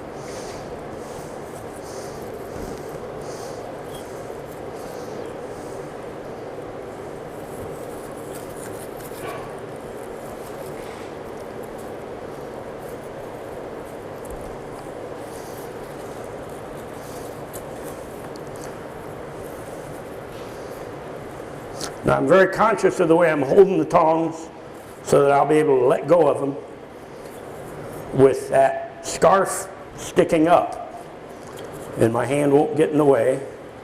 I'm real conscious of the twist or whatever I've got in the other piece so that when I go over there and reach around, it's aimed down.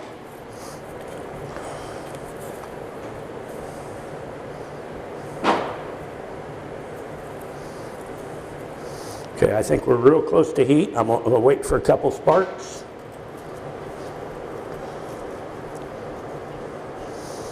Everybody start praying.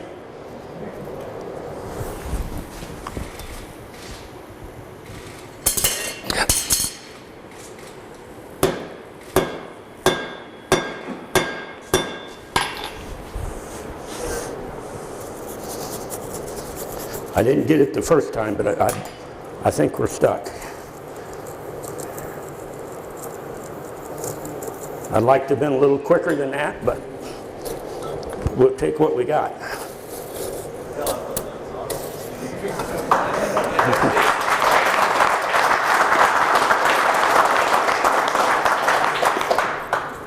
had a video on the internet a couple of weeks ago. We got dropped the piece 3 times. He welded it in the end. Kept coming back. Yeah. Each time you do it, your odds go down because the metal, unless you cut it off and re-scarf it, you know, it doesn't, it don't go as easy. It's always easier the first time than. He didn't even hit it the first 3 times. Oh, he didn't hit it? Okay.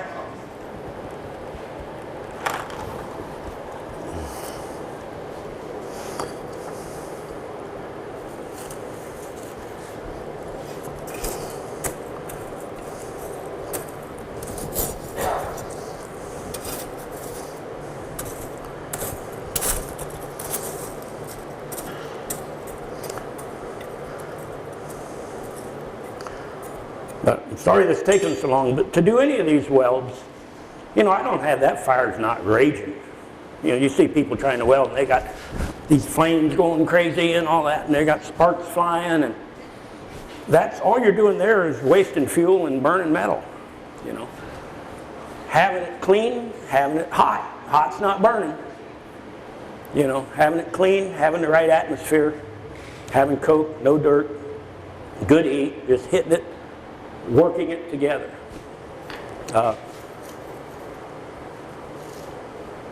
And welding is not difficult, but it will, if you practice it with chain links and get an idea, you get a feel of what's happening. Do it with the butt weld, with the point or whatever, then start working towards the basket and whatever. It will change. I mean, it'll open up all new doors in your metalworking.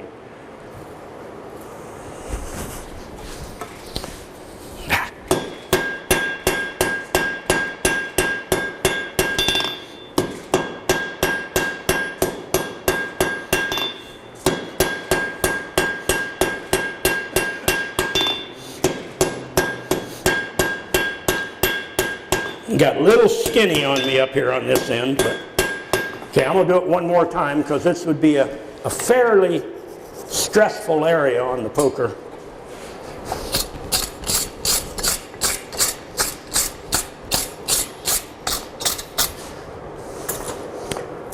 I mean, in the old days, originally all these tongs that you bought and everything, the blacksmith made the jaws separately and welded on the handles.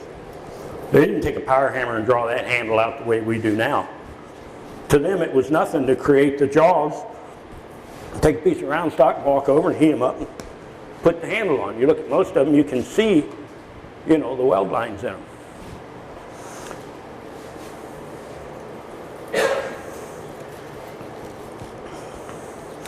Now, if you're welding, for instance, a blade and an axe, you know, the cutting edge, a piece of file or high carbon steel, it's a simple weld because you've already created your V.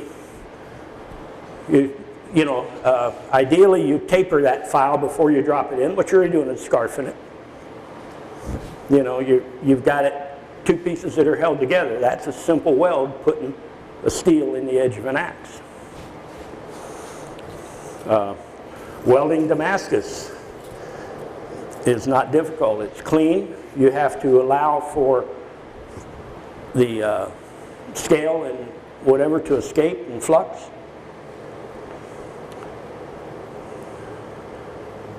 I had a question on that. When you do an axe, do you do 3 courses, like you were saying, you generally weld 3 courses? Figure at least, yeah. Because a lot of times you're going to be drawing the blade down. You know, you want your weld as small as possible. Ideally, you know, if you got an axe, it's going to be 3 inches deep. You only want to start with about 1.5 inches when you put your steel in it. That's all the deeper you want that. And in the process of drawing your blade down, you're refining that weld.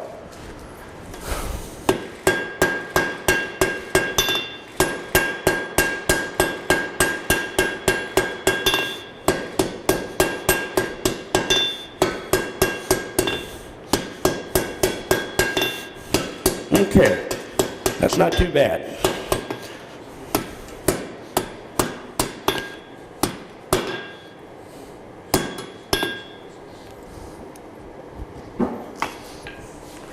Okay, let's see if we can make a basket on the top.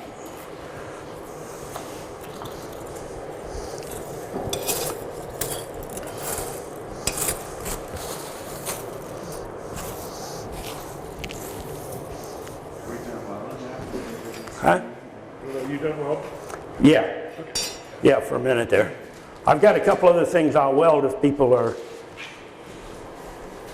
interested. Hey Steve, you're talking about some guys use a coat hanger to test it instead of temperature? Yeah. Can you show that when you get a chance? No, I'll have to. I can reheat a piece and do it. A common weld, you've seen the 3-legged like little lamp stands and stuff. Sometimes they did that by creating a foot, and they would take 2 feet and weld them together and then put a third one on it. They also did them like this. It's a 120-degree angle. What I did is I had this piece of strap and I drew it out and put a little ball on the end, drew this out, put a little ball on the end, measured it to the middle and marked it with a center punch, measured that distance and made a third leg. Now to put that on, I will scarf I'll end up on the bent piece. I'll put a little scarf on here. And on this other leg, I'm going to put a scarf on the corner and a scarf on that corner. So that when I overlap this, this will dig into the back of it. These two will fall into here. I'm also going to take this and I'm going to bend this bottom piece a little bit like this. In this top piece, I'm going to bend the other way. I'm going to have my ears on it, and it's going to have a little bit of a curve this way. So that when they come together, Sparkler. I got content there. I got contact. Oh boy, don't do that. I think we're okay.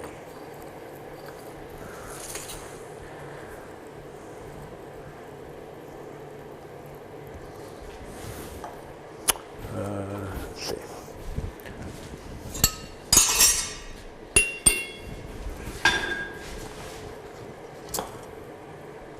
Oh, I had some good sparklers in there. I was going to say, you didn't have shown us a jump weld too.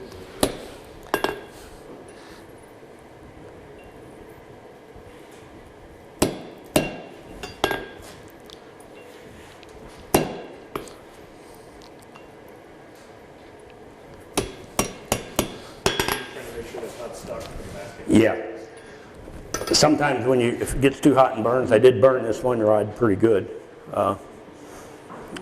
When you twist them to make the basket, when you do the initial twist to tighten them up, put them tighter to each other, and a lot of times just that pressure alone, they'll weld to themselves.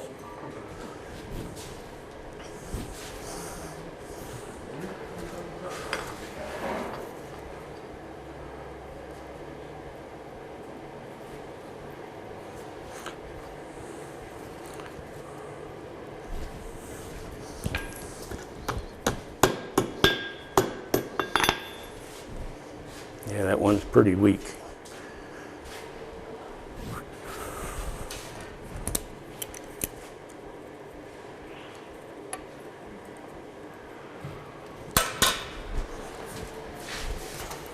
When you get ready to bend the basket, you want to make sure that you've got even heat all the way, otherwise one of them will stretch and twist around more than the other one.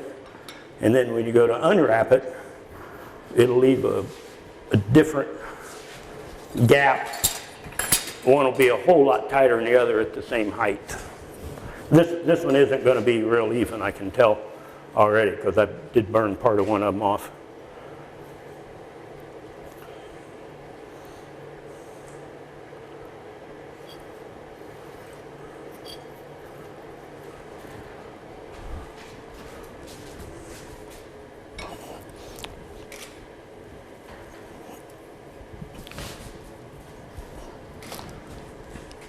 You don't have to be in a big hurry to do this. You want to try and keep it straight. You don't want to twist it too tight. It depends on the style of basket you're making. And then when I untwist it, I try to apply a little bit of down pressure so that it'll open up.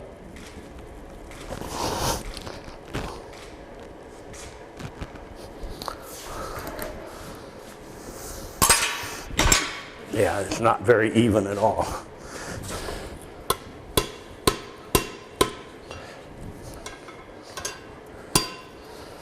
Well, it's going to be what it is. I have to burn it like that. It's not.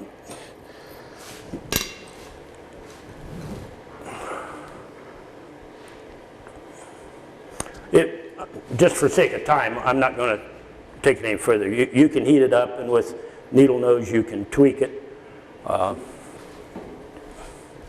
I let it get away from me. Eric? Where's Eric? It's his fault. He's supposed to be watching the fire.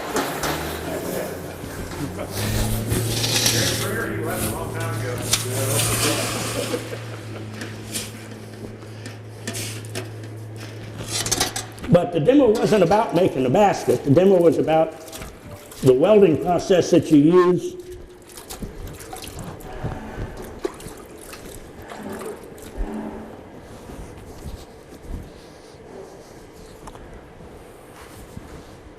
still just a little warm.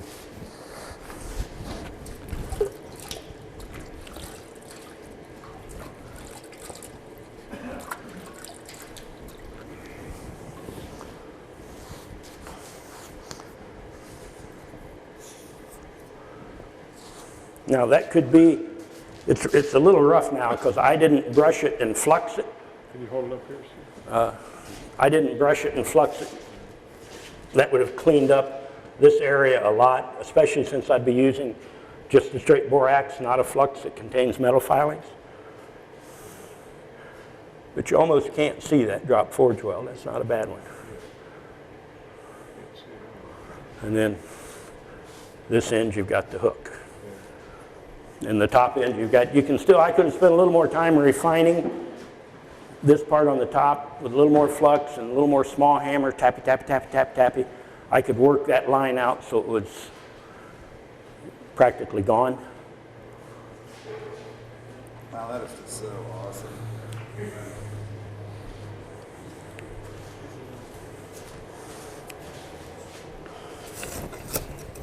You know, forge welding on 90% of the stuff isn't something you want to do if you're in a hurry.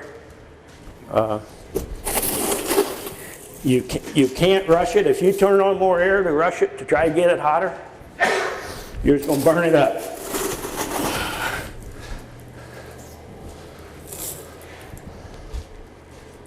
If you stick it down in the fire too far, you know, you're going to get oxygen on it.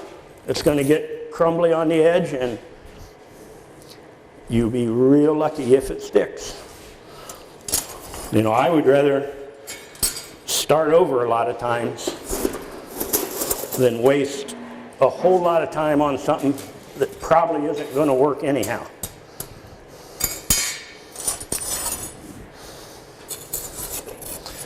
For one thing, the next time you do it, you're probably creating a better scarf than you had the first time, because it's the second one you did, and the second one, anything you do looks better than the first one.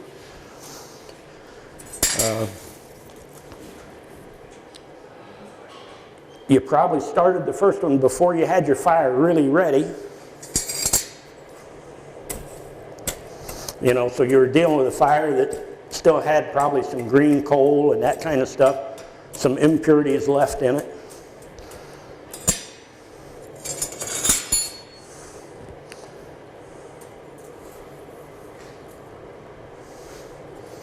So, you know, it's just you're reducing the odds of being successful, and that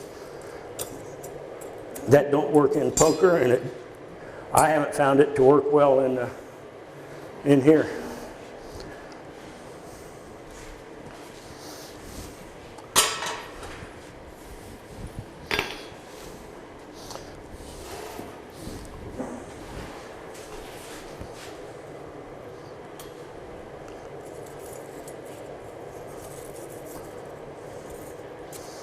Okay, so now I'm going to put that scarf on these. Again, this is a drop tong type of weld. I got to bring out the one piece, bring them out one each hand, drop one of them after I push them together by hand, and then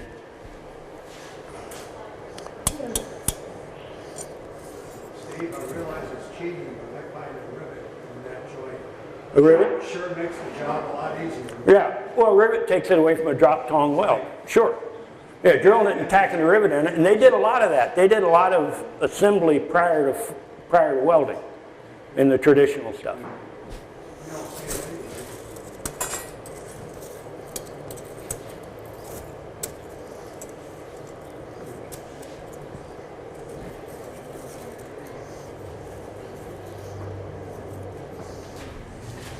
Okay, scarf this.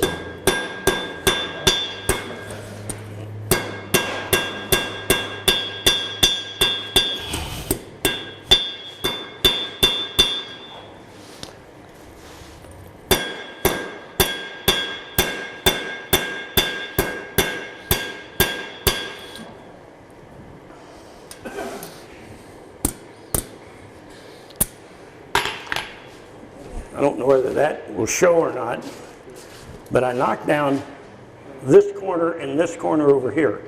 It's as high in the middle. Because when I lay it on that other piece, I don't want to Point it down to the ground. There you go. I don't want to trap scale or anything in there. When I lay this on the other, I want the first contact to be right down the middle, not out on the corners.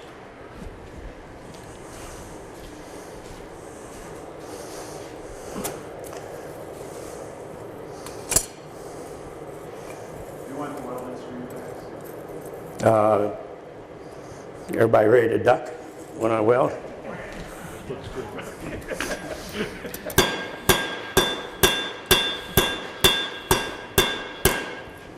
Okay, I put a scarf on it. Now I want to bend it this way.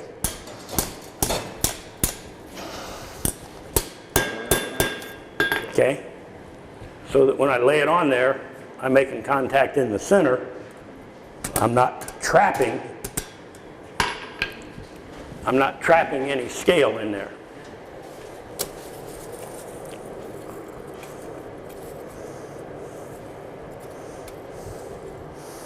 Let's see, let's use this. Trapping scale becomes more of a problem when you start getting bigger, flatter pieces, because you got a lot more area that you're trying to make clean contact on.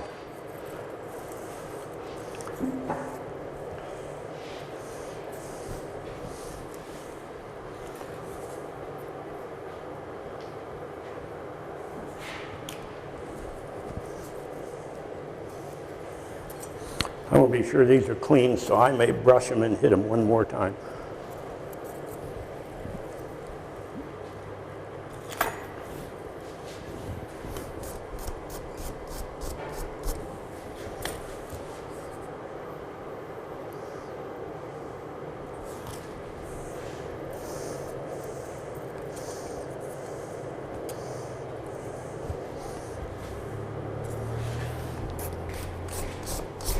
I'm glad I did. That's got a lot of junk on there that didn't want to let go.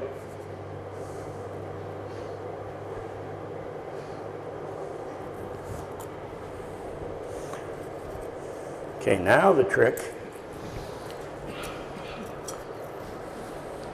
after I flip these around in here about 3 times, is being able to bring them out and lay them in the right position.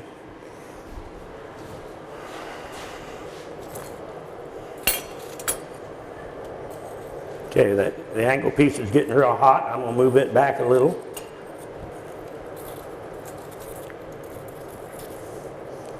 Is this screen helping a lot to the audience? You know, it's hard sometimes to see what's happening in the fire. And in forge welding, it's all in the fire. You know, I can't hold, by the time I hold up and show it to you, you can't see what I saw when it was in the fire. AV stuff is just fantastic. A lot of times I can't even see what you're doing on the anvil, and when he zeroes in, you can see exactly what's going on. That's excellent. But for this demo, Mike and I, or Mike's idea or mine, I don't know who, but we experimented with this and we thought that this would be a good, because it's looking right over my shoulder. And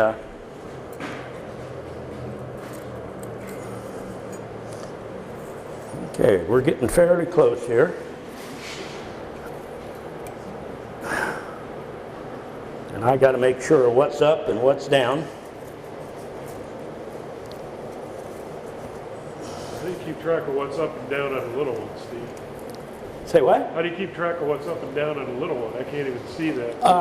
I can see the direction. The little corner scarfs are pointed. Okay. And right now I've got them pointed up. Okay. And I got the scarf on the big angled piece pointed up. So which means when I get over there, my left hand I got to flip over. My right hand I got to just lay down flat.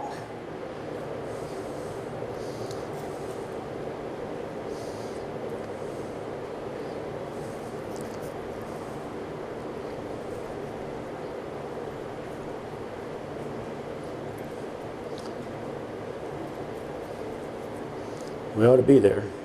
We ought to have sparks any second. I'm almost out of fire.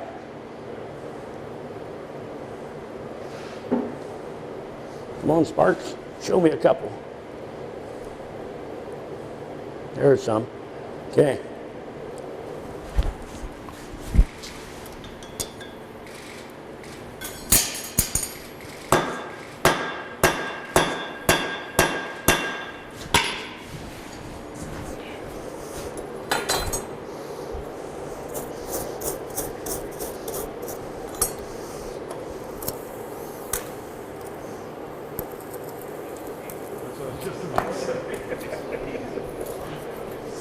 And how many times have you done these? Yes. Twice. Twice. Yeah. I was trying to figure out, I practiced this because I was trying to figure out what advanced forge welding was. And it's the drop tong, you know. But getting the weld, it's not a big deal. It's getting it in the right position at the right heat.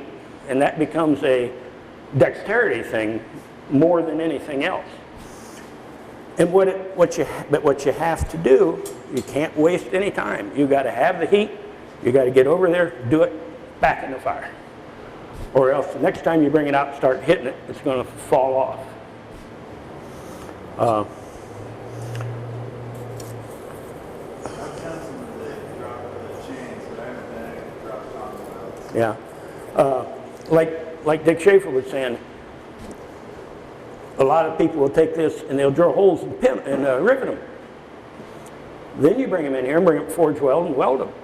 Because what you got is you got that rivet in there holding them in place. Flux them, bring them up and weld them. It's no different than welding chain. So that's a very reasonable solution. Nothing wrong with that. Yep.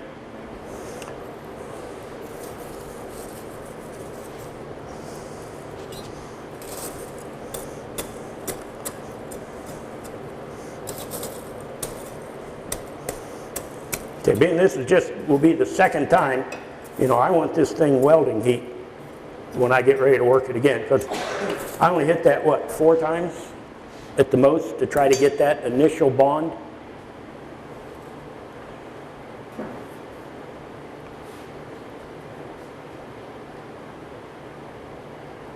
So you careful to pick it up with the 2 sides, or does it matter at this point? No, I don't even know which side I got. Actually, I've got the single side, I think. Yeah, can you see the loop here? This is the bend in the big piece. Okay.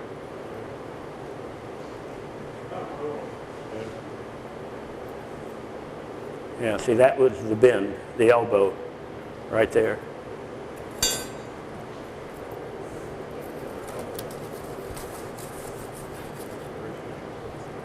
Yeah, and see here you can see the 2 little scarfs.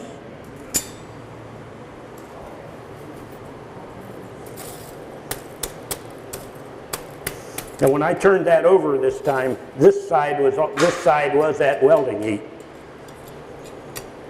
So I know it'll just take a second for that other side to be there.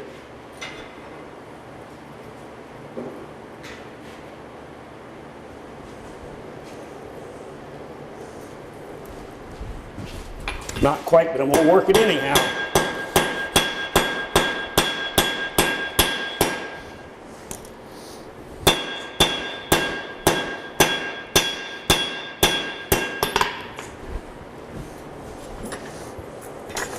It appears to have a lot of scale on it.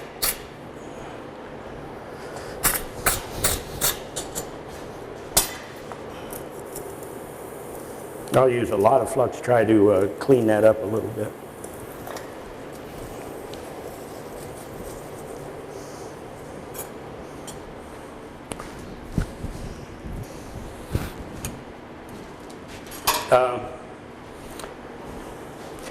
That's pretty much the welds I wanted to show you, unless somebody wanted to see me weld cable into like a knife blade.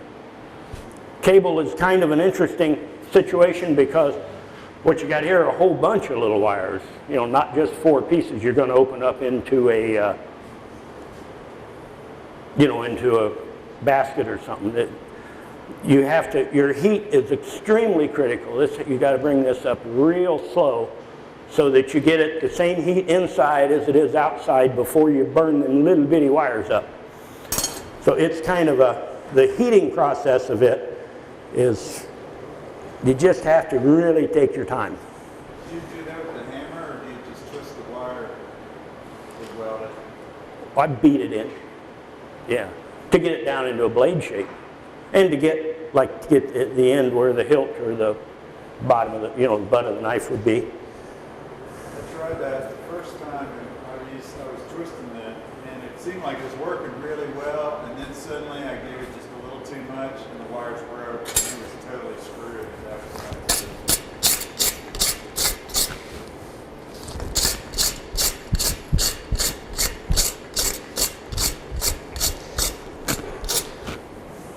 I only did this twice. I'm going to leave it at that for now, but let's let that cool just a second, and then I'll quench it. Anybody have any questions? Not that I can answer them, but I appreciate you putting up with me. I realize it was a long demo, but if you get proficient at welding, it will change your work a lot. It'll just change the confidence you have in approaching, any project. It's just you start getting comfortable with the metal, comfortable with the fire, comfortable with the heat. You know your hammer. You're comfortable in your workspace. That will change your work. Learning the mechanics of an S-hook is great. As you get a little further and a little further, and you want your stuff to look better, have that nice handcrafted feel. That you didn't get it at Kmart, or it wasn't an import. That's what we're all trying to do. And it isn't difficult. Half of it's confidence that you can do it. And then the sensitivity that you start applying to it with your heat, with the type of metal, with how hard you hit it, where on the anvil you work, all of that allows you to move the metal where you want it to go, you know, with the least amount of effort, as opposed to trying to beat it into submission. You know, beating it into submission gives you a wrecked piece of metal. So, anybody have any questions? That was just awesome. Totally awesome. Thank you.